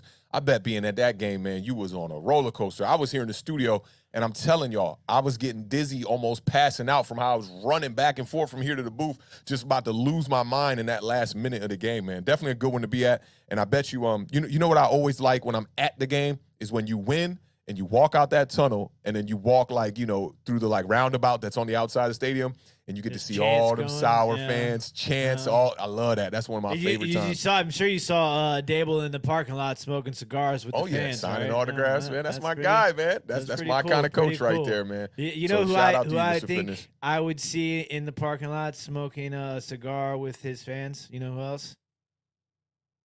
Who else? Two-Toe! Shout out Tudo for the $1.99 super chat. Says New York Giants conference champs, and we say forget about it. Yeah, Salute, buddy. Italy.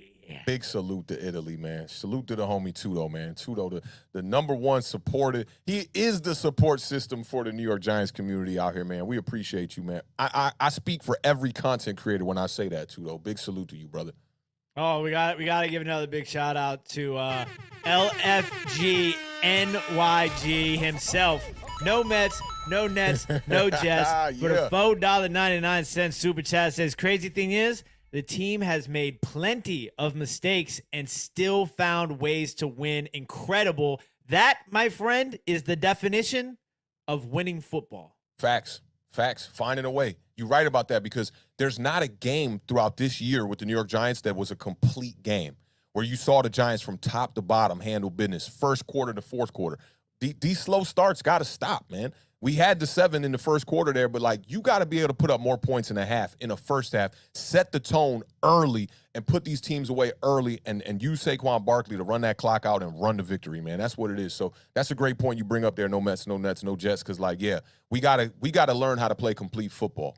And when I say mistake-free football, I'm talking about the big mistakes, right? We haven't made the big mistakes, but you're right about that. We're making a ton of little mistakes throughout the game that we're adjusting, and I got to give the coaching staff their props for that too. They're finding ways to see the mistake and adjust on the mistake and eliminate the mistake and nip it right in the bud immediately. And the Giants are finding ways to win games kind of ugly. Yeah, and listen, those are the games you got to win, because you win those games now, you're prepared for those December games, because those are when those games are going to get ugly, and they're going to be a little bit more of a NFL film sounding game. Little playoff atmosphere, little cold weather. You know what I'm saying? Once you start seeing that breath. Yeah, you start seeing that breath. That's when you know it. How you spell that breath? B-R-E-F? Is that how you spell that breath? You start seeing that breath. When you start seeing that breath, you know what I'm saying? That's when you know. I definitely feel you on that.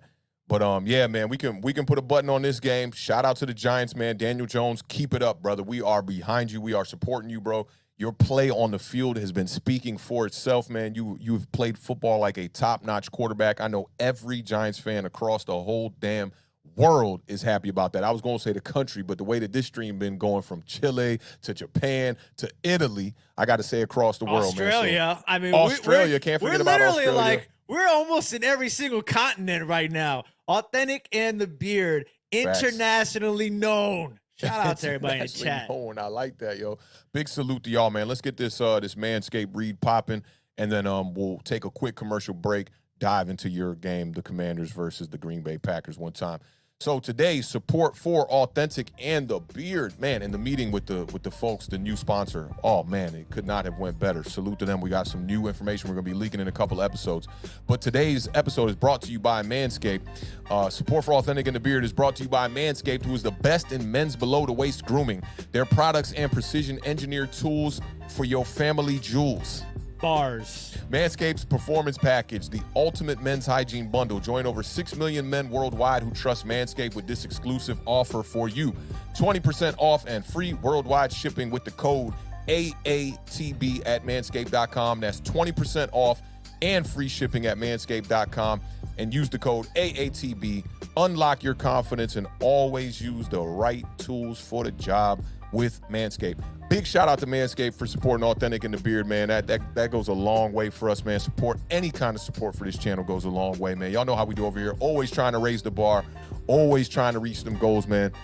So definitely big shout out to Manscaped one time, man. And shout out to all y'all in the chat, man, for rocking with us. We've had 100 pretty much for this whole entire show, man. It's been a breezy kind of vibe here today on Awthentic and The Beard. We're going to take a quick commercial break, man, and we'll be right back with that Commanders game versus the Packers. Y'all hang tight. You're wide receiver on IR? Aw, shucks. Your running back keep fumbling every week? Man, damn it all. Well, come chop it up with your boys. We are waiver wire tight. Awthentik and The Beard. Every Sunday morning, streaming live at 11 a.m.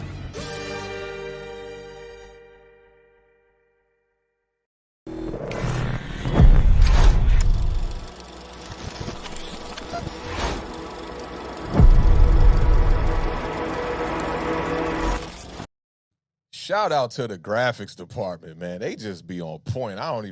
We got to get them a raise. They out here doing big things, just like the Commanders, man. They take the victory against the Green Bay Packers 23-21. This game started off a little bit scary, man. I had my eyes on the first quarter. A little bit scary. It started off a little bit scary, okay? Rodgers marched down that field, man. Very easy drive, easy touchdown to Aaron Jones on a real nice little creative screenplay that I've never seen a screenplay set up like that. It was a really nice block and little kind of leak out, and then he dished it off to Aaron Jones. Real nice touchdown there. Washington drive stalled out, but then this is where things started to take a little bit of a turn for y'all. Muff punt from the Green Bay Packers. The score was 7-3 after the Commanders scored a field goal there. And Heinicke, you know, he looked extremely shaky all the way up until about after this point. He comes down, throws the pick six where you're looking at his arm strength like, my God. I mean, you like, how is Taylor Heinicke in the NFL is what I was thinking in the second quarter of this game. Now, Green Bay goes up 14-3. At the half, they're up 14-10. It seems like Taylor Heinicke kind of settled in the second half there. Field goal, we got to give some props to the field goal kickers here, too. We don't talk about special teams enough. I try to talk about special teams. I talked about Kevontae Turpin. Didn't get a chance to talk about too much special teams in the Giants game. But you got to talk about the man, Joey Sly, man, just making field goals left and right. Mr. Reliable in this game. He did miss that one that was like, yeah. He hit the post on it. It was a long field goal. He hit the post on it. It was a very long field goal. But I thought he kept y'all in this game when Taylor Heinicke didn't. Because early on, I was really looking at Taylor Heinicke extremely worried, like, y'all need a new backup quarterback is what I was thinking. He definitely settled in the second half, drove y'all down the field on multiple drives, man. Even some of the field goal drives y'all settled for. I thought he did a good job of throwing the ball away when he needed to, especially late in this game. You know, a 3rd and 9 with the game on the line, bro, to me was the play of the day for Taylor Heinicke.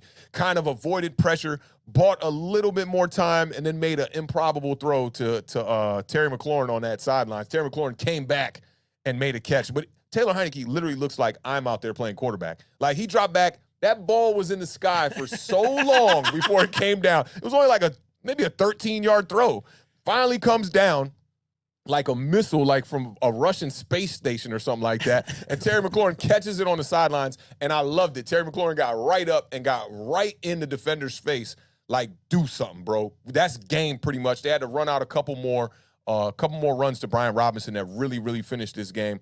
And then, you know, there was a little late scare there, you know, with a little bit more than a little late scare. If they had a timeout, we probably lose that game. A little late scare there. Shout out to Sammy Watkins. I've definitely been giving him his props. I talked about him being hurt throughout this whole entire year and how that has not helped Aaron Rodgers with the passing attack with the Green Bay Packers.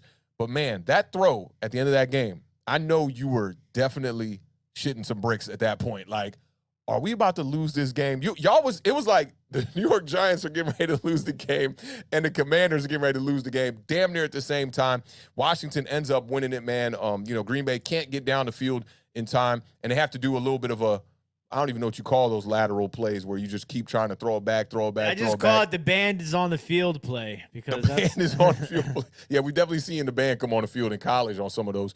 But you know, Green Bay's unsuccessful in that one. Washington ends up winning it 23-21. I'm about to let you just get into your bag. I'm gonna give you some authentic soundtrack. I want to know, did they operate accordingly to the roadmap? I know they ran the ball a lot. Brian Robinson did have a good game. Let me talk about Taylor Heinicke's stats real quick, too. Let me talk about Taylor Heinicke's roadmap checklist is right there. Not too bad. Yeah. Not too bad. The 39.9 QBR is probably the most worrisome thing on this because the stats looked a lot better than his play looked, if you ask me, because early on it looked really bad for Taylor Heinicke. But what did you see in this game, Mike? Okay, we're gonna start with the roadmap, and I kind of I've roadmapped the recap. Okay, I like that. We're gonna start with the roadmap. The roadmap had 5 stops on the roadmap. First stop on the roadmap was RTDB. Run the damn ball. We wanted 30 or more carries. We ran the ball 38 times. Shout out to 38 times running the ball. Then we wanted to win the turnover battle. Okay? We didn't lose the turnover battle. We pushed.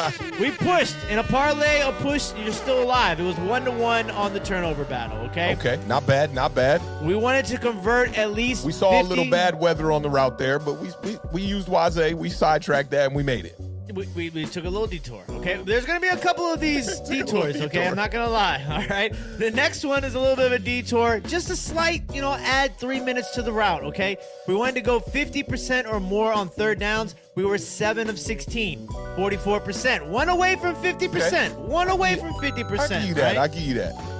All right, the next thing, we wanted to give up 0 plays of 20 yards or more.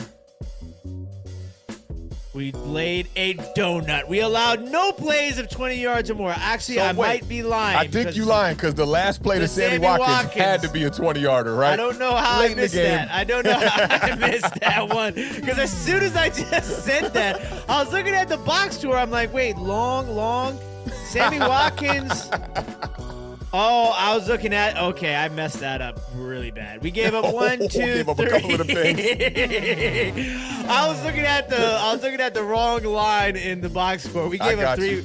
We gave up 3 plays of 20 yards or more.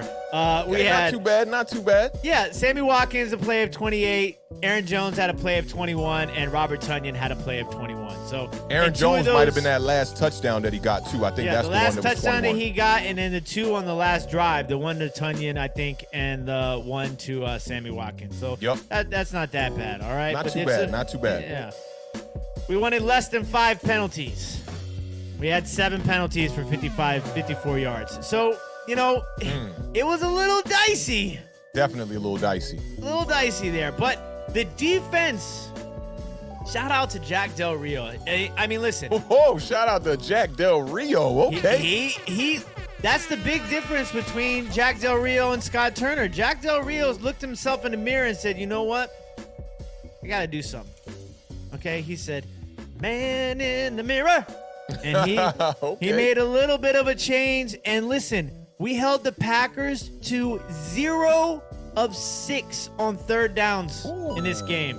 The Green Bay Packers did not convert 1 third down. It's the first time that the Packers have not converted a third down in a game since Party Like It's 1999. Damn. That was the last time the Green Bay Packers win a game without converting the third down. So okay? big shout out to Del Rio. He's doing his thing over there. He looked Yep. in the mirror, huh? And you Tell want to me know what you see.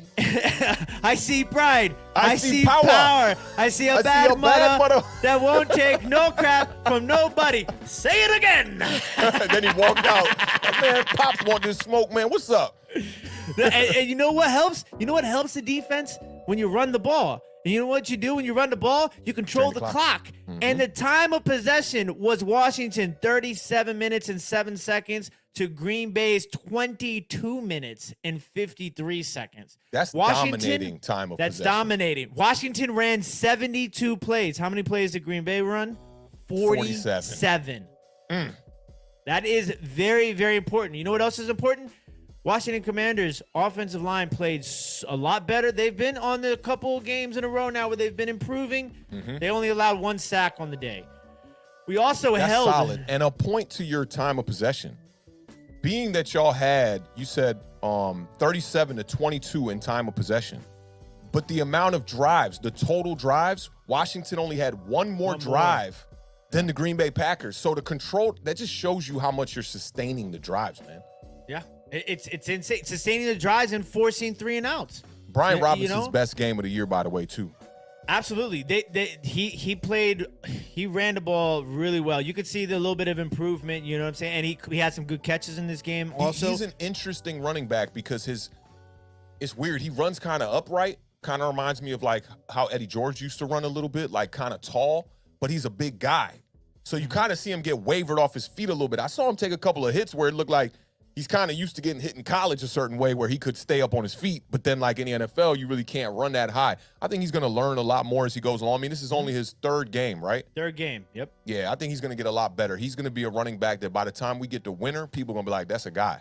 It might Is it his third game or his second game? I think it's only his second game.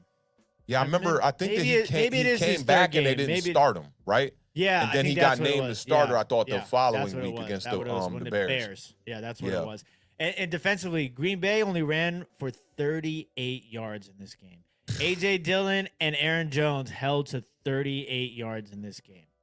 And then Washington 12 total attempts, bro. Oof. Yeah, and they did not RTDB, and it's not like they were ever down into a position where they needed to not run the ball. Like that just goes to show you some of these coaches, they get into that sort of situation. Washington had 166 yards rushing, So I did want to point out a couple of things. The first thing being, big shout out to Curtis Samuel. Curtis Samuel had a huge game, and you don't really realize it until you look back at the game. He made some incredibly big-time catches. Couple of third down conversions. Some good yak. Good yak. He ran the ball well. Shout out to Scott Turner. This game reminded me so much of the Jacksonville game, which is why on Twitter I said, Taylor Heinicke is basically Carson Wentz. He stinks it up, and then, out of nowhere, he throws a bomb touchdown pass to Terry McLaurin, just like Carson Wentz did, And Scott Turner called this game very much more like the Jacksonville game than any other game. You saw pre-snap motion. You saw Curtis Samuel in the backfield. You saw wildcat plays. You saw Curtis Samuel ran the ball 5 times. And it's almost like he did that because, and we talked about this on Thursday, like maybe the game plan is going to change because of Taylor Heinicke being a quarterback, but it'll lend well for the whole entire team. You also saw a lot of plays where Taylor was getting the ball out quick. Even on the interception play, that was one where he was trying to get it out quick, didn't get the out route enough out there past the hash a little bit. It's an interception. But throughout the day, you saw a lot of quick hitting passes that set up the big play, that set up the big throw to Terry McLaurin, that allowed you to take the lead. So I think that it's like when you have a quarterback like Carson Wentz, he's got a bigger arm, you think you can do a lot more. I do agree with what you're saying about the comparisons to the Jacksonville Jaguars game plan as well. But the one thing that I noticed about this one is that Taylor Heinicke in the beginning looked a lot worse than Carson Wentz looked in that game. Even though Carson Wentz had that's the game where he had the 2 interceptions, right? Yeah. The one on the screen and then the one on the out route. Yeah. He was playing relatively well outside of those 2 major mistakes. And the one that Trayvon Walker got on the screen pass, was a crazy interception. It's just a crazy play. You really can't account for that. So that's the one thing that I noticed from the quarterback position as well, is that Taylor Heinicke, it just looked it looked like they knew they were strapped at the quarterback position. We got to do things to help our quarterback. Whereas when Carson Wentz was out there, they're like, we're going to let our quarterback try to help everyone else out. Absolutely. And listen, you want to know who helped? We talked about Curtis Samuel. Terry McLaurin took his dog pills and showed the X-ray of the pit bulls in the chest. That's what he did. Okay, he took the dog pills, and then you saw the X-ray. That's what happened. I mean, it was against arguably one of the best corners in the National Football League, and in Jair Alexander, and he stepped up, and that's what you need. If you don't have, you got to have some guys be guys. And Terry McLaurin, it's not even necessarily about putting up Stephon Diggs or Jamar Chase or Justin Jefferson numbers. It's about making the plays when you need to make the plays when it matters the most. And Terry McLaurin did that in this game. I thought he was phenomenal. His energy was also something you could see it on the field. Need to see. The competitor came out in Terry McLaurin in this game. Yeah, he said, listen, look, he said, you think you're better than me? I'm about to show you. Right. And he did that. But he does it with a smile. He does it with a smile on his face. I don't know if you noticed that. Like, he be talking a lot of shit during the game, and then he's smiling, looking at the players. I like that kind of vibe. That's when you know. Yeah. That's when you know. When you know, you can smile. Yeah, when you know, exactly. When it's tight and it's tense, and you like, hey, this cornerback kind of got my number here. You ain't about to be smiling. No. You got to know to smile. But the guy, for me, has been the same guy all year long. The same guy last year when we went on a 4-game run. The guy that I've been telling everybody is a guy, and I don't even know why we're still questioning him being a guy. Hold on. Can I bring up his thing? Bring it up. I gotta bring it up, right? Bring it up. It's here. We gotta bring it up. Yeah.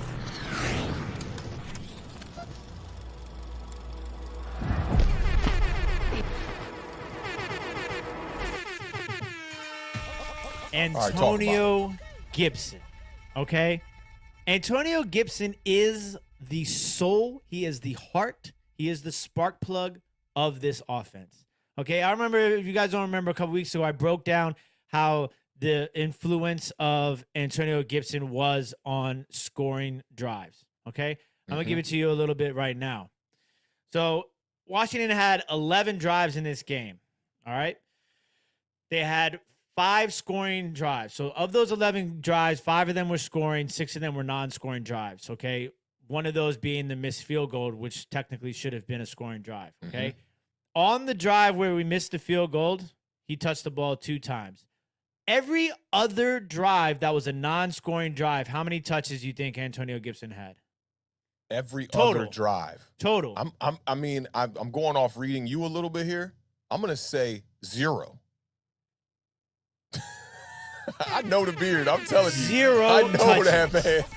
0 Zero touches. touches. Okay, so Antonio Gibson doesn't touch the ball. You're don't not scoring score. points. Yeah. Okay. Simple as that. On the drives in which we're scoring drives, how many total touches do you think he had? Let me 5 see. scoring So drives. He ended up.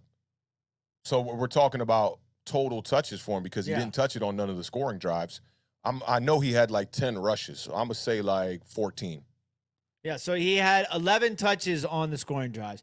So he had 2 touches on non-scoring drives, and both of those touches came on the missed field goal drive. Yeah. Every time we scored, every time we had a scoring drive, Antonio Gibson was part of the drive. 2 Yeah, he's touches on the smart, first man. one, 2 touches on the next one, 0 touches on one of the scoring drives, and I think that was the touchdown pass to Terry McLaurin, which was the big play. Yeah. 49-yard touchdown pass, I believe. 6 touches on the second to last scoring drive, which was obviously one of the most important, if not the most important scoring drive of the game, and then 1 touch on the last scoring drive. So it's like that's night and day evidence right there. It is. It is. It's night and day evidence. And so to me, like, that was super important. And then obviously, you know, we're going to talk about a little bit about Taylor Heinicke, okay? And it's only fitting to get to Waterfly Super Chat before we talk about Taylor Heinicke. Shout out Waterfly for the $2 Super Chat.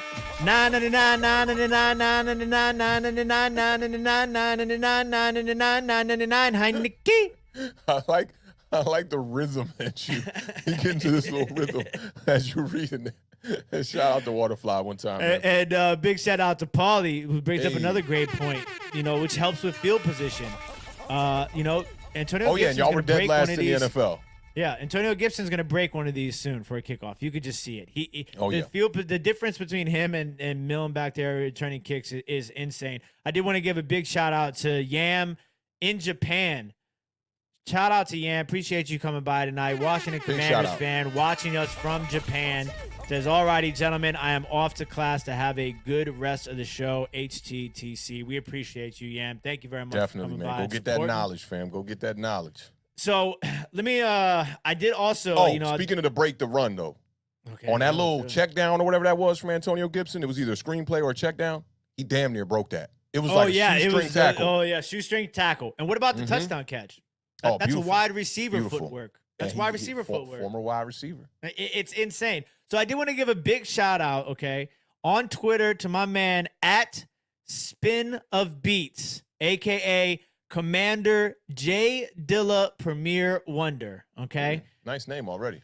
A nice name on it already. My man was keeping track of every single Taylor Heinicke possession throughout the entire game on Twitter, and it was fantastic knowledge. So I wanted to give a big shout out to him because he was giving me the info, not like the stat lines, but he was giving me the details that I needed as a pure Taylor Heinicke hater, but I love him because he's my quarterback, okay? So his final stat lines for Taylor Heinicke, he had 11 drives. One of them was starting in our own red zone, basically. He Yeah. was 20 of 33 for 201 yards, 2 touchdowns, 4 near picks, okay? Ooh. And this is the thing that I talked about when the very, very beginning of the Taylor Heinicke hype. After the Tampa Bay game, everybody wanted to talk about a Tampa Bay game and Oh, the yeah, 'cause pylon he- dive. he and had this and that. about 2 or 3 in that and game. I kept telling everybody, if they don't drop 2 interceptions in that game, the Taylor Heinicke legend is never born. Right. So that's been a problem of his before, and a lot of that was because the back foot throws that he was making, the flat-footed throws he was making, he was behind guys, and then we can't forget the one stat that most Commander fans keep track of are the hospital balls, is what we like to call them. Yeah. He had 2 hospital balls, one to Terry and one to Cole Turner. Cole Turner, unfortunately, suffered a concussion on that. And somebody was telling me, "Oh, it wasn't that high. If it was Logan Thomas, he would have caught that." I said, "Whoa, buddy." Cole Turner's like 7 inches taller than Logan Thomas, and he was off the ground like 5 inches, and barely missed the catch, and then came down. Had the concussion. Hopefully he recovers from that.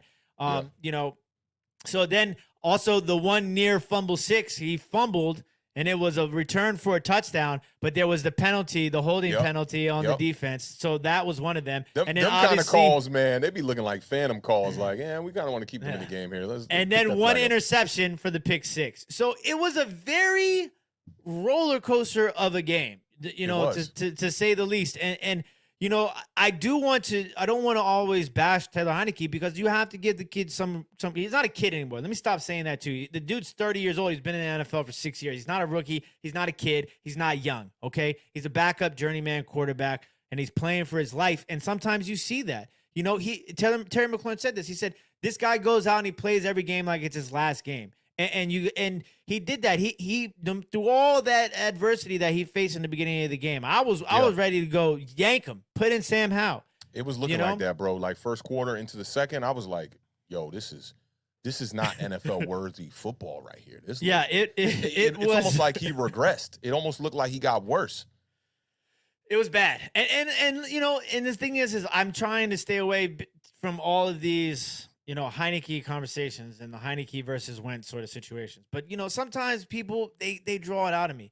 This one gentleman on Twitter, okay, he said, "We are watching Joe Montana in 1981. Same touch, same arm strength, same fire in the belly, same love from his teammates. Number 17 is Jerry Rice. Hashtag HTTC. I mean, what's crazy about that is my initial response is that, that's got to be a kid.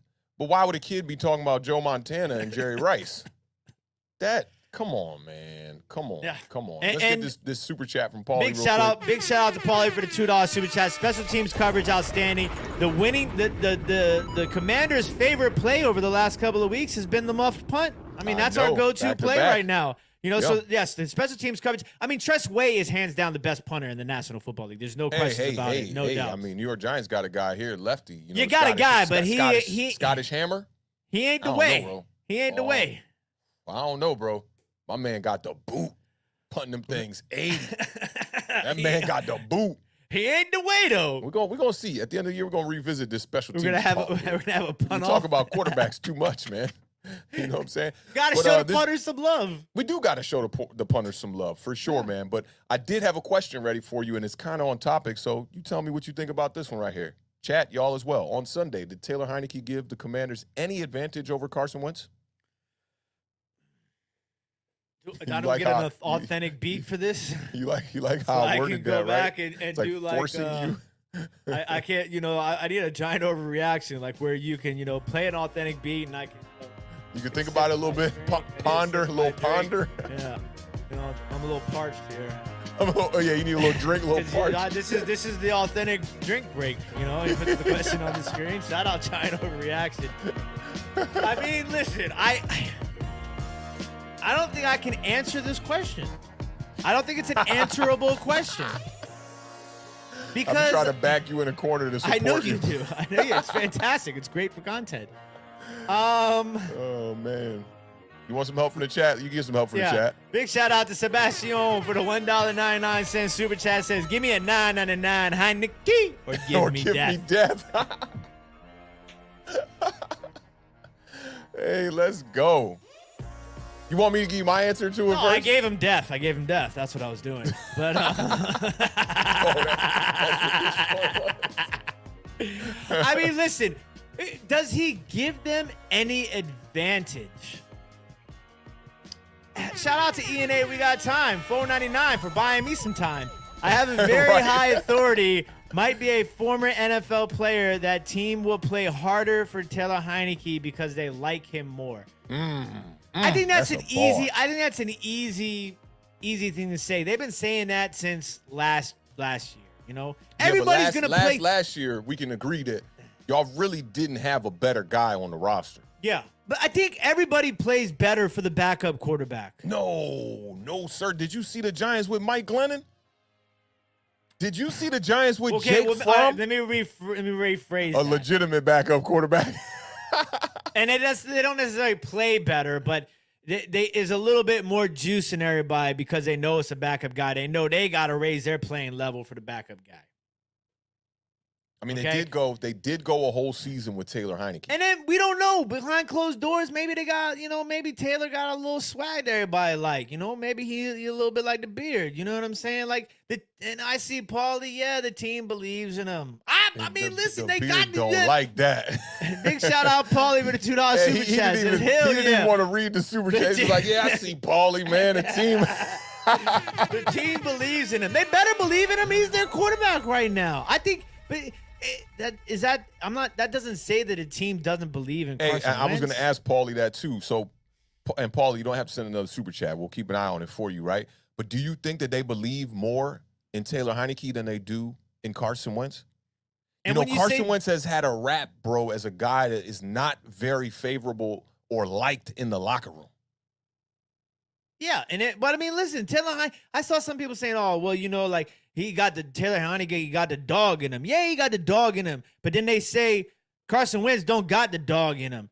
Man, Carson Wentz out there throwing blocks on Roquan Smith with a broken finger. That was true. You know what I'm saying? Just because you don't have to mention Taylor Heinicke's name and then say something about Carson Wentz. You don't have to mention Carson Wentz's name. You can see the effort. And that's what I think a lot of people are responding to. And it's also because he's also at a disadvantage with his skill set. He does not have the big arm. He does not have the most accuracy. His mobility is not that great. He's extremely small on the field. How tall is Taylor Heinicke? Like 6 foot? I think probably around he's there. Yeah. Super short on the field. So I think that there's this rooting for the underdog vibe that Commanders fans tend to lean towards a guy like Taylor Heinicke a little bit more. Even from day one, he was a relatively unknown quarterback when he comes in the playoff game, and people see him throw a couple of throws, and they're like, I like this guy. And he's wearing that number 4. You know who wore that number 4, right? Awthentik did too, but you know who really wore that number 4? Who's that? Underdog. Johnny Moxon, man. Oh, Johnny Moxon. Johnny Mox wore that number 4. And then he a gunslinger out there looking like Brett Favre, who he idolized as a kid. 6'1", bro. That's little on the football field. And listen, that's me. That's me out there. Things like this, and also like this. There's a reason Wentz has been in 3 locker rooms in 3 seasons. I don't like to comment on things like this because I'm not there. I don't want to assume the worst of somebody without any sort of evidence. But the point that Beige Boy's making there that is very accurate, right, is like, if everything was smooth for you, you wouldn't have been in 3 different locker rooms. If it was all going perfect. Not that it's going perfect with Taylor Heinicke either, right? It's not. We know that first half, bro, he literally looked like a high school quarterback with some of those throws, right? But there's a part of him that you just see that grind and you see that effort and you want to root for him because he's such an underdog. Dare I say like a Doug Flutie? Doug Flutie was never no top guy in this league, but people was hyping Doug Flutie back in the day. Yeah, well, the big difference between Doug Flutie and Taylor Heinicke is Doug Flutie won the Heisman and, beat Miami on a Hail but Mary once you get to the league, Taylor Heinicke went to ODU. Bro, you telling me that right now is news to me. I ain't know Doug Flutie won no damn Heisman Award. I definitely did not know that. I mean, I might have made that up. I might have made that up. I'm not. I'm pretty sure Doug Flutie won the Heisman. He might have. I'm not saying that that's not the case. That's neither here nor there because I'm not disagreeing with you. He probably did, right? But at the end of the day, when you get to the league and you're a little guy like that, nobody's saying, "Hey, man, Heisman winner. This guy's going to be a franchise quarterback one day." Hell no. Hell no. That goes back to what we talked about earlier in the show, for sure. Yeah, 100%. That's true. They root for him because he's looking like.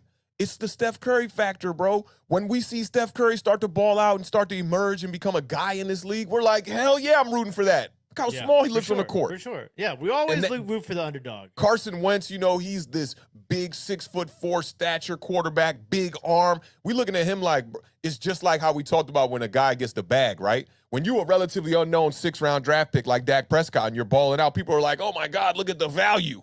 And then they pay you. And now they expect you to be what they paid you to be. Carson Wentz, you're a starting quarterback in this league. You were drafted high, number 2, right? Wasn't he drafted number 2? Him and Goff went 1 and 2, I think. 1 and 2, right? So the expectation now is we brought you in to make Taylor Heinicke look like a backup, and you're not doing that. That's why people are rallying behind Taylor Heinicke. How much is that on? And listen, and this too, like to me, that I don't believe in this sort of stuff either. I like Wentz. I just feel like Heinicke has a hold of the playbook. I mean, listen, it is the same system from last year. I mean, they're They're professional athletes. You know, like. If Carson Wentz is having trouble with the playbook, that's a serious problem, and I doubt that that's the situation. The playbook changes week to week. It changes. It does, but the terminology is from last season, right? Yeah, like and you Scott can know Turner the playbook, but if you What? can't execute it, then it don't mean nothing. It doesn't, but to be able to execute the playbook, you got to know it for the most part, unless you're just a freak athlete and you're doing Mike Vick. Mike Vick was literally saying, like, yo, I wasn't looking at the tape. My first couple years in the league, I was just relying off me doing what I do, right? That was crazy when he said that. You got to think with Carson Wentz, right? You signed him in, like, February, I believe it was, you guys, because I remember it was before the draft. Yeah. You signed him, right? So he has to learn all the terminology. I don't know if you remember what it's like to learn a system. Yeah. I really remember it because I played quarterback, right? Yeah. Like, dog, when they brought in a new coach for sophomore year, everything that you learned, the way that the plays are called, the formations, the numbers, the route tree, it's all different. Yeah. So you got to learn that terminology. And I'm not saying in the NFL they're bringing up like brand new terminology, but they are, they might have a system that they use that's not what Carson Wentz is used to. So he's got to come in there. He's got to learn all the routes, all the terminology, and the playbook, remember the plays, not only know where he's got to be on the field, but he's got to know where everybody else got to be on the field as well, too.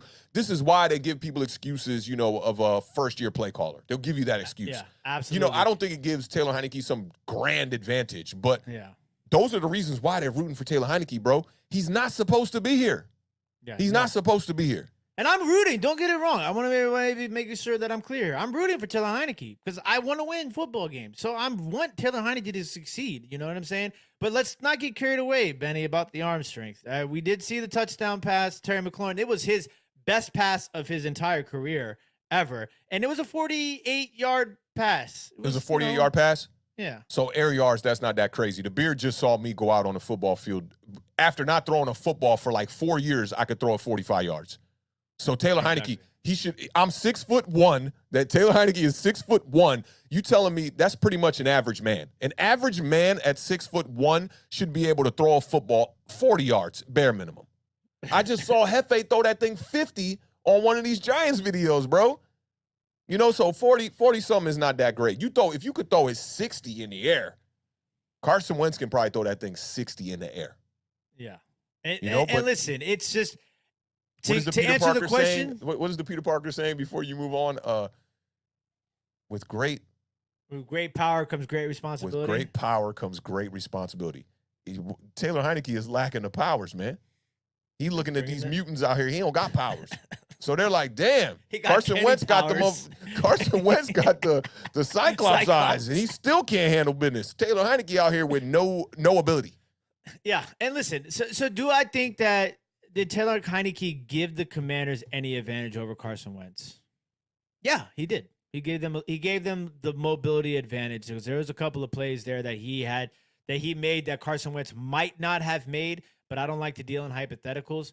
So I will give the benefit of the doubt and say there was a little bit of an advantage there in some of those situations. But I mean, to me, the biggest thing is Heinicke. He kept his composure. He faced the adversity of the struggles that he had early on in the game, came back, stuck with things, found a way to make things happen. I think Scott Turner helped Taylor Heinicke more than he helped Carson Wentz. That's why I got to get this one right here. So Sebastian say 40 with pads and 40 with not today. This ain't the 1980s, Sebastian. They're not wearing the pads I was wearing. When I was in ninth grade, I could throw the ball 45 yards. When I was in ninth grade at age 14, and I was nowhere near 6 foot back then. I was like 5'3" my 9th grade year. They saw me pull up and throw the ball almost 50 yards and were like, oh, this kid could play. Literally one throw is what got me on the radar of all the coaches. Coach Ashwell was like, how's this kid 5'3" throwing the ball almost 50 yards?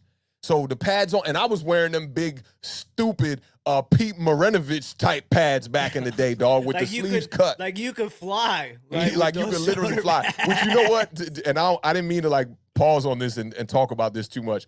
They might want to go back to the bigger pads, bro. People are getting hurt too much, man. Big shoulder pads, big thigh pads, big knee pads. Put a spider Hip underneath pads. that. Give me a good neck roll. All of that stuff. Elbow pads, girdle. You know, do you remember when the hip pads buttoned in? Did you ever have button-in ones? Cold breath, you know, steam out the helmet. Used to feel like a robot out there when I played for St. Catherine's. I used to have on, so my brother would be like, dog, what are you doing? Like, why do you have on so many pads? I have on like 2 wristbands on each arm. We waited at the same time. We was a different era, dog. We was a different era, bro. Like, totally different era. Let me tell you, and then when I played, I didn't step off the field. My played sophomore both sides, year, special teams. I never stepped off the field. I was starting tight end, starting middle linebacker, long snapper, punt return, kick return. I had never stepped off the field. They was using you like a rag, dog. Bruh, triple overtime, lost to Poolsville, in Poolsville. Man, I came up with the worst cramp you ever seen. You never seen nobody cramp up like the Beard cramped up that game. They thought I tore my ACL. They both trainers rushed out because I was on. It was some like, I don't know if you wasn't drinking enough water when you was young, but you used to just get cramps and Charlie horses like out of nowhere, just like you getting shot in the middle of battle or something like that. But you definitely did play both ways on defense, offense, and special teams. All of special teams at that too. That's facts. Yes, I was Travis Hunter before Travis Hunter was Kai. Big shout out to Paul. He said Taylor Heinicke's Batman.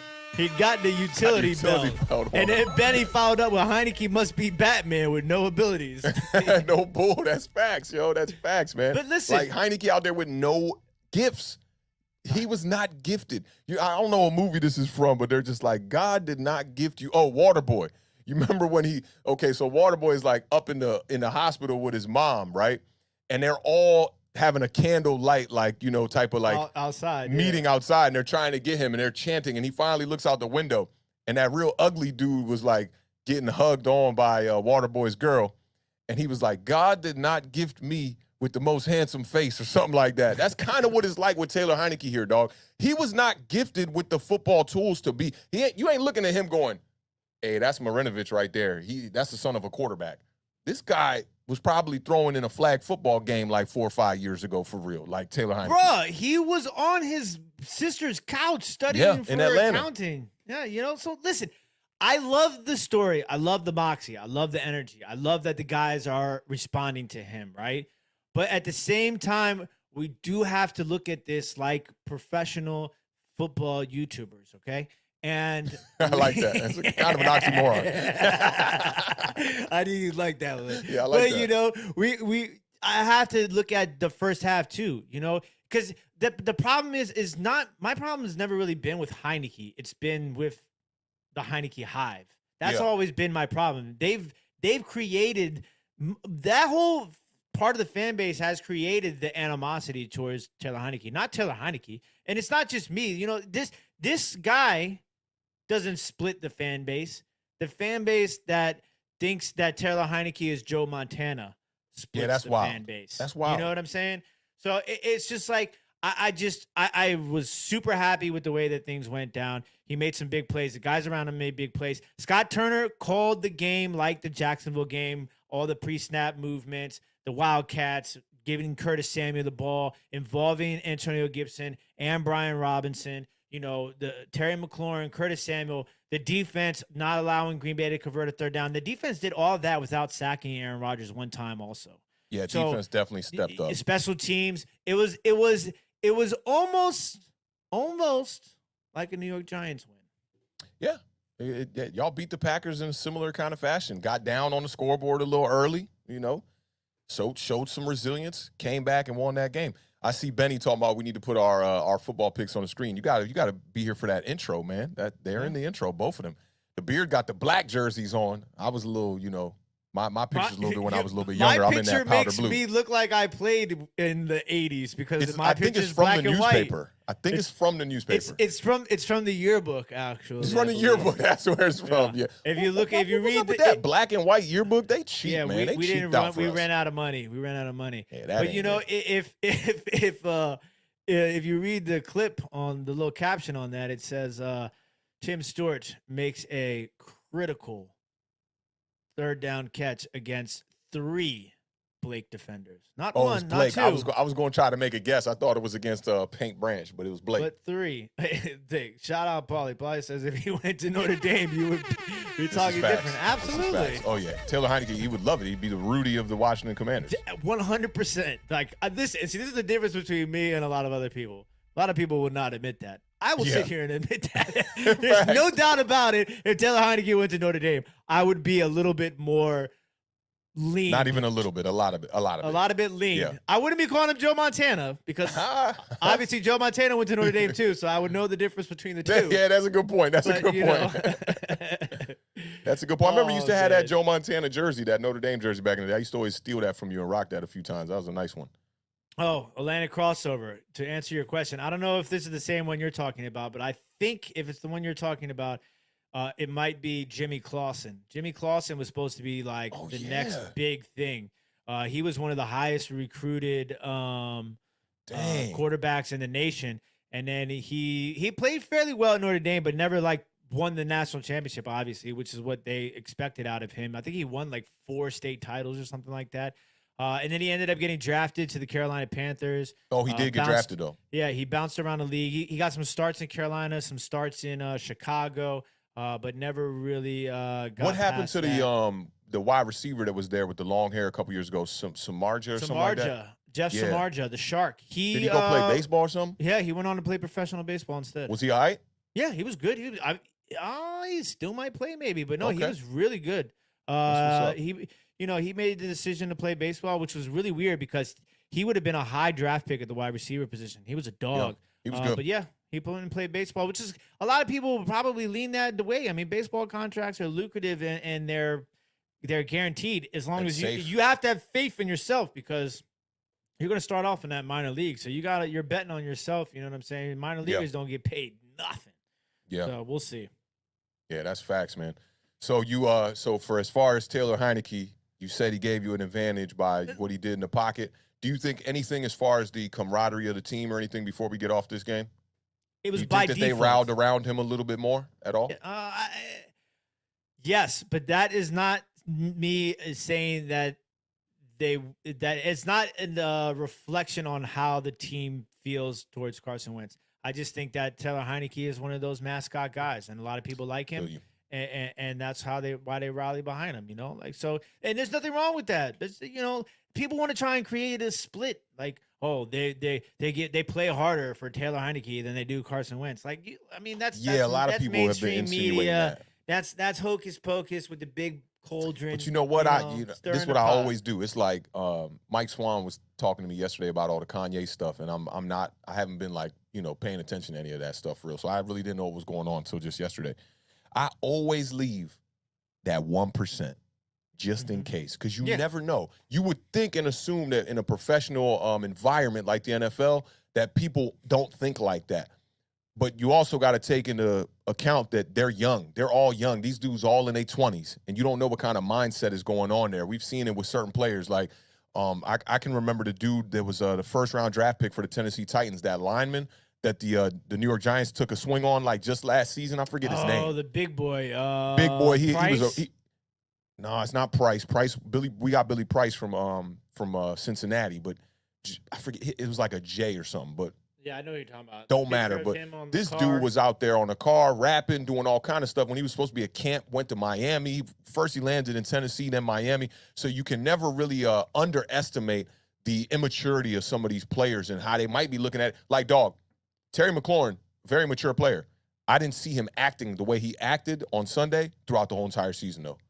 There were, and I figured that was going to come about, so I went back. There's a few instances on that where he has the similar energy on the field, and God, no, You just see a guy that looks like you, and you never know. It could be something as simple as like them just being friends. Like they built the relationship last year, right?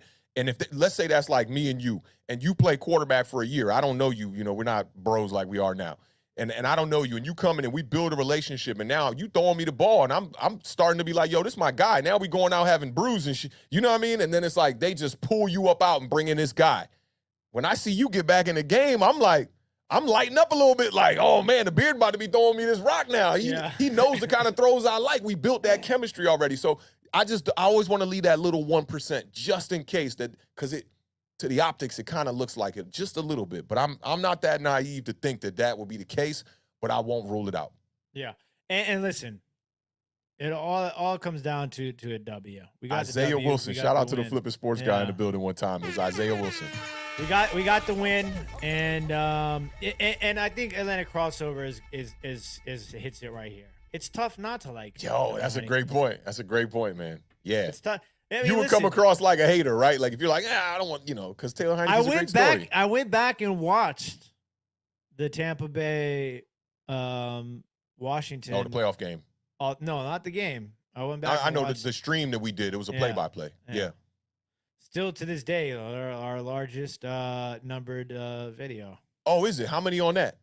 4.7, 4.6 thousand. Yeah, Washington was in the playoff. I remember we stayed live for like 4 hours after the loss till like 4 or 5 in the morning or something crazy like that. Fans definitely wanted to talk and chop it up. You know who that's going to be this year, except we're going to be on our way to the Super Bowl. You heard it here first on Awthentik and The Beard. Damn right. It's going to be the New York Giants, man.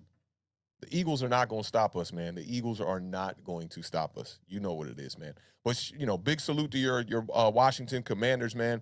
Staying in the hunt, man. Staying in the mix. 3 and 4, I got to give baby. y'all props. 3 and 4. Still here, still rocking, man. It's a beautiful thing. I'm happy for y'all. Like I told you, as long as y'all not playing us, I'm all for y'all getting some W's. And then it just makes the show that much better because down the road, we're going to have 2 games in December.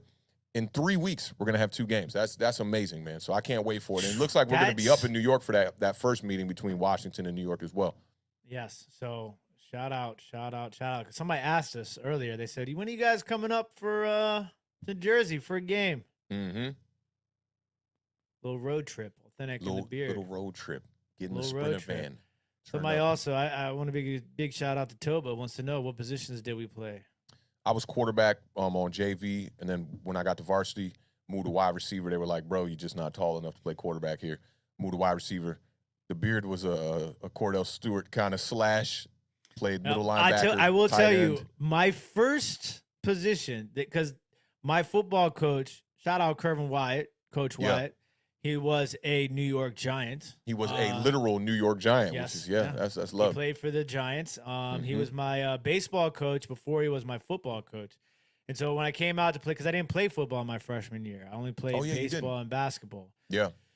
So I went out in baseball, and he was like, okay. He said, look, you're going to play quarterback. I said, Coach. I can't throw. Not because they saw me play baseball. They thought I could throw, right? Could throw. And then they like, the type of person that I was, and all of that. They're like, you're a quarterback. I said, Coach, man, listen, I'm gonna be honest with you. My feet, like, I don't got the best feet. And then they were like, I was like, I'm a wide receiver. He said, no way, you're a wide receiver. I said, man, Coach, I catch the ball, man. Like, you ain't see me out here in Evans Parkway and Glen Haven, man. I'm out here catching the ball. Doing things. He's like, we were playing quarterback. I said, all right, Coach. And so, like, they put me under center. Literally, I'm under center. My feet are like this under center, okay?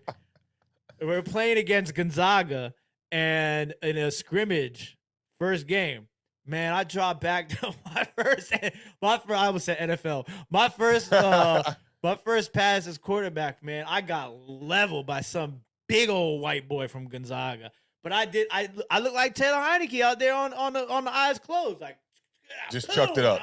I'm on the ground. I get up. I got the head grass and the helmet, and I see everybody on the sidelines going crazy. I said, "Damn, I just done thrown a touchdown pass." But that experiment lasted about.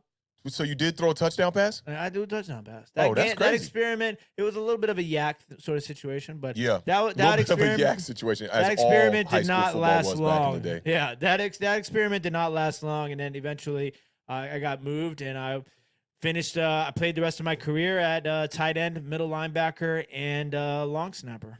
You know, I miss playing in pads. There was something about pads that, you know, a lot of the mental, especially on that level of football when you're that young, you know, 14 to like 16, 17, I always felt I had a mental advantage over everybody on the field. And if you just knew where people were going to be, you could literally shine in football. I miss playing in pads, man. Like, I know that now I will never, ever, ever again take another tackle in pads ever again. And just seeing the field, man, from, you know, like Sebastian was talking about earlier, like how you can't throw in pads.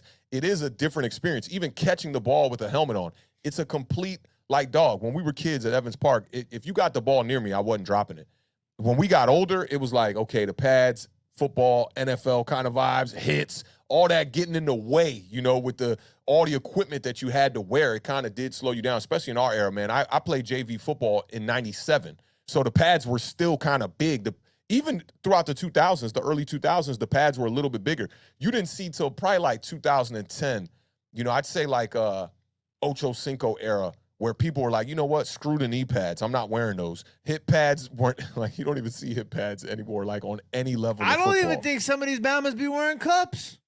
Oh, they definitely not wearing cups. I'll keep it real. I didn't like wearing a cup playing football either, bro. I was like, I'm going to take that because the cup, like, it like, it was just, like, too wide, I feel like. And it got in the way of, like, how you could run. You know what I'm saying? Like, so I used to try to not wear the cup. Even playing catcher on varsity, I didn't wear a cup. How you did that? I was like, hey, I'm gonna use my instinct. I'm gonna use my instinct and reaction time to protect the family jewels. Yeah, I done played all the sports, right? All the sports. I do not know how you played catcher. That is the one. Catcher was scary. One thing that you did that I was just like, I can't. Yeah, I remember them teaching me. What you know what made me play catcher? Joey Chris, Whitfield, right? Joey taught us, but when I saw Chris say I could do it, I was like, nah, Chris ain't about to show me up right now. Not in life could Chris do something that I couldn't do. Chris would try to find some things like, you remember them 2 sticks with the hourglass shaped thing that he would like throw up? Yeah, because he knew I wasn't going to get involved with that. But I saw Chris play catcher, and I was like, oh, nah, I got to play catcher. And I loved it. I grew to love playing catcher until I got hit in the side of the ear with a baseball for foul tip that one time. That was definitely a scary moment for me. Now imagine that in your family jewels without a cup. Honestly, bro, I might take the hit in the family jewels first, to be honest. That because remember the helmet that we wore back then, a catcher, the ears were exposed. Yeah. And I used to always turn. That was my thing. I used to always, like, when the batter would swing, I would turn a little bit. And he swung, and I turned, and he foul tipped that joint like 80 miles per hour right into my ear, bro. All I was hearing was straight up hums the whole week. I was hearing now hums. The catchers have like goalie, like hockey, like full blown. You remember when that first became a thing? When they first took literal hockey helmets and were wearing them to play catcher? I wish we had that. That would have made it. I'd have stood in the box all day doing that. Yeah, we had them rinky dink. There's a picture. I'll post a picture on Twitter this week. There's a picture of me. I believe you're in the. Yeah, you're in the picture. It's me, you, and Fats in the dugout on the bench. Right? Yeah, that's and I'm wearing the catcher's gear. I used to wear the crip bandana backwards. Yo. Yeah, we were some goons back in the day, man. Man, listen, I'm sure Awthentik and I could do a Al Bundy episode for you guys at one day. Because we got some athletic stories. You know what I'm saying? Yeah, definitely, man. I thought I was going to the NBA till about 10th grade, man. I'm like, there ain't no way. I used to tell my mom, like, yeah, when I get this NBA check, listen, okay? Because when I was younger, in my hood, no one could see me in basketball until we got Khalif Watson, who came to town. Khalif ended up actually getting a full ride to Florida to play basketball at Florida. He played at Florida when I want to say when James White was there. Miami, not Florida, Miami. Yeah. And then he transferred to I know the school. It's a small school, too, in South Florida. Can't remember the name of the school, but he transferred over there. USF. That's exactly where he went. Yep. He was a baller. Khalif let me know, yo, if you had some dreams of being a professional athlete, there's guys like this all across the country. You better pump them brakes, cuz. Like, straight up. Just imagine, I had this conversation with the guys at the card shop, House of Cards, the other week, because there's a guy there that works there that played for, I want to say he played for Blair. But he was an offensive lineman, and we were talking about who's the best defensive player or one of the best players to come out of Montgomery College. Montgomery County. Darnell Dockett. Yeah, right in our era, too. He was telling stories about trying to block Darnell Dockett, and it was impossible. Yeah, Like, impossible. He was impossible. so oversized in high school. Like, he had that defensive end man body already. And this is, in the 90s during our time, bro, like, people were not, like, training for college yet, at least in our area. That was like a thing, like, if you lived in County, Texas, yeah. Something like that. But around our way, it was just God-given gifts. I remember seeing people in the weight room, and I'd be like, I ain't joining y'all in that weight room, bro. I'm not about to, what I look like lifting weights, bro? I'm trying to go holler at girls and stuff like that, man. I'm not going to be sitting in the weight room. You mean after school, I have to come to the weight room and lift weights? Nah, bro, this football stuff ain't for me. Straight up. And he talked about also about how Umar was like, there wasn't nobody around during that time in this area that was tougher to bring down. Oh, yeah. He's another one. I remember Umar was a sophomore when I was a freshman, and Einstein was still being built at the time. So we had to do all of our mini camp stuff that happened before the year was at Richard Montgomery. And I remember when they first figured out that Umar was about to be a guy. He was wearing a number 7 practice jersey, and he was running all over the damn field. He had a man body at that time. Umar was probably like 6'2", 215 pounds as a sophomore. And he just literally, put the state on notice, man. It ended up being he rushed for 2,000 yards, then came back and rushed for 2,000 yards again, the Maryland State rushing leader at our high school. So our varsity games were literally hand the ball to Umar. We had Go Umar banners. Nobody else had that. No. And he balled out. Umar definitely balled out. I saw that Jukes said in the chat that he played at Howard. My cousin Serge played at Howard, Jukes. I don't know what year. And one of our coaches played at Howard, Mike Burnell. He played at Howard back in the late 80s, was Burnell. And then Serge Sejour, my cousin, he played he was scouted as a quarterback for Howard, but ended up playing cornerback at Howard, and then ended up actually getting signed by the Redskins. Didn't get to play any games for the Redskins, but played for the CFL for a long time too. So I don't know what year you were over there at Howard. That was Serge was there from what, 2001 to 2005? Yeah, 2001 to 2001 to 2004, I believe it was. Yeah. Yep, and then they had Bobby, I forget the quarterback, Bobby, and they had a wide receiver. And Tracy White, who went on to go play in the NFL as well. He was there. Antoine Bethea was there, who went on to play in the NFL as well, too. That was all that early 2001 Howard squad. And they were all right, man. They were like a 500 team. Jukes was there from 07 to 11. So just after. Yeah, that's just after. Yeah, man. Tracy White, he was a legend over there, Howard. And Antoine Bethea, too, man. They balled out over there. That secondary was nice when Serge was over there. That was a good team. It was. But, yeah, man, y'all get a little piece of, Authentic and the Beard reminisce session here of some old school football, man. But solid show, man. We gonna get out of here. Antoine's your guy. That's what's up, man. I like Antoine Bethea, and they're doing a good podcast over there. Man-to-man podcast, man. Yeah, with what's my guy's name? Darius Butler. Darius Butler. I was about to say JB, the DB. Shout out to them doing big things with Pat McAfee too, man. But definitely appreciate all y'all rocking with us, man, on this Tuesday edition of Authentic and the Beard. Y'all know we like to make this a little bit more of a casual show. We get a little more time to chop it up and talk. With the Thursday preview shows, we tend to have to, get cut short with the game popping up and whatnot. Let me see what this one says. What's up, Tim and the Beard? It's Scavenger Scout 70 from Whatnot. That's what's up, man. Hi to Authentic 2. Salute, man. Love the show. Cowboys fan. First time catching it live. That's what's up, man. We appreciate you rocking with us, bro. You already know all fans, especially of the NFC East, are welcome over here. My own blood brother is a Cowboys fan, and his own blood sister is a Cowboys fan. We need to get them here one time on the panel so we can clown them.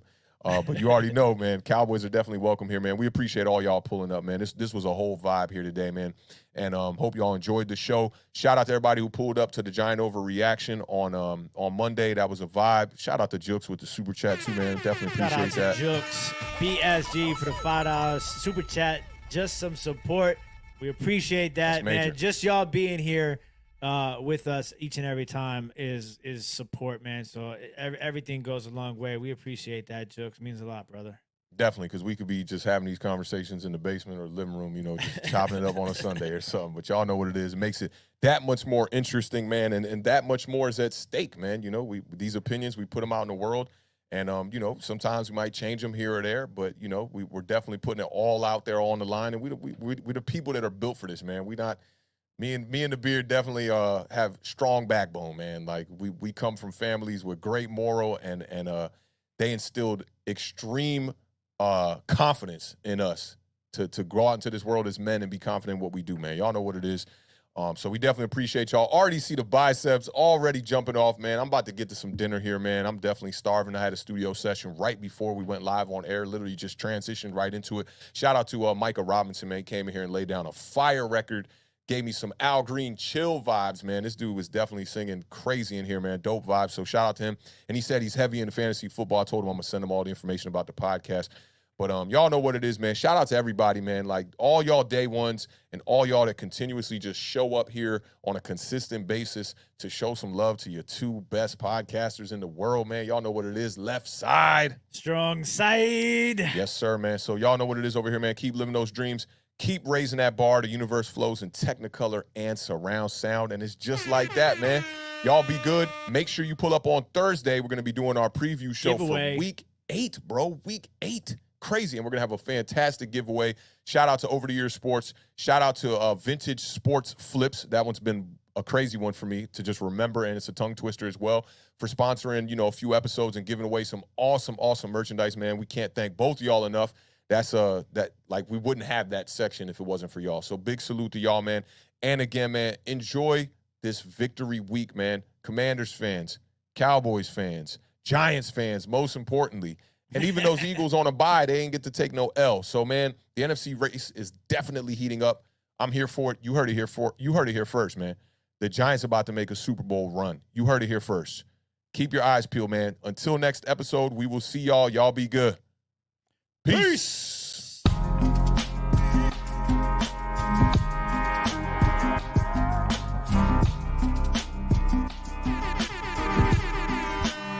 My guy.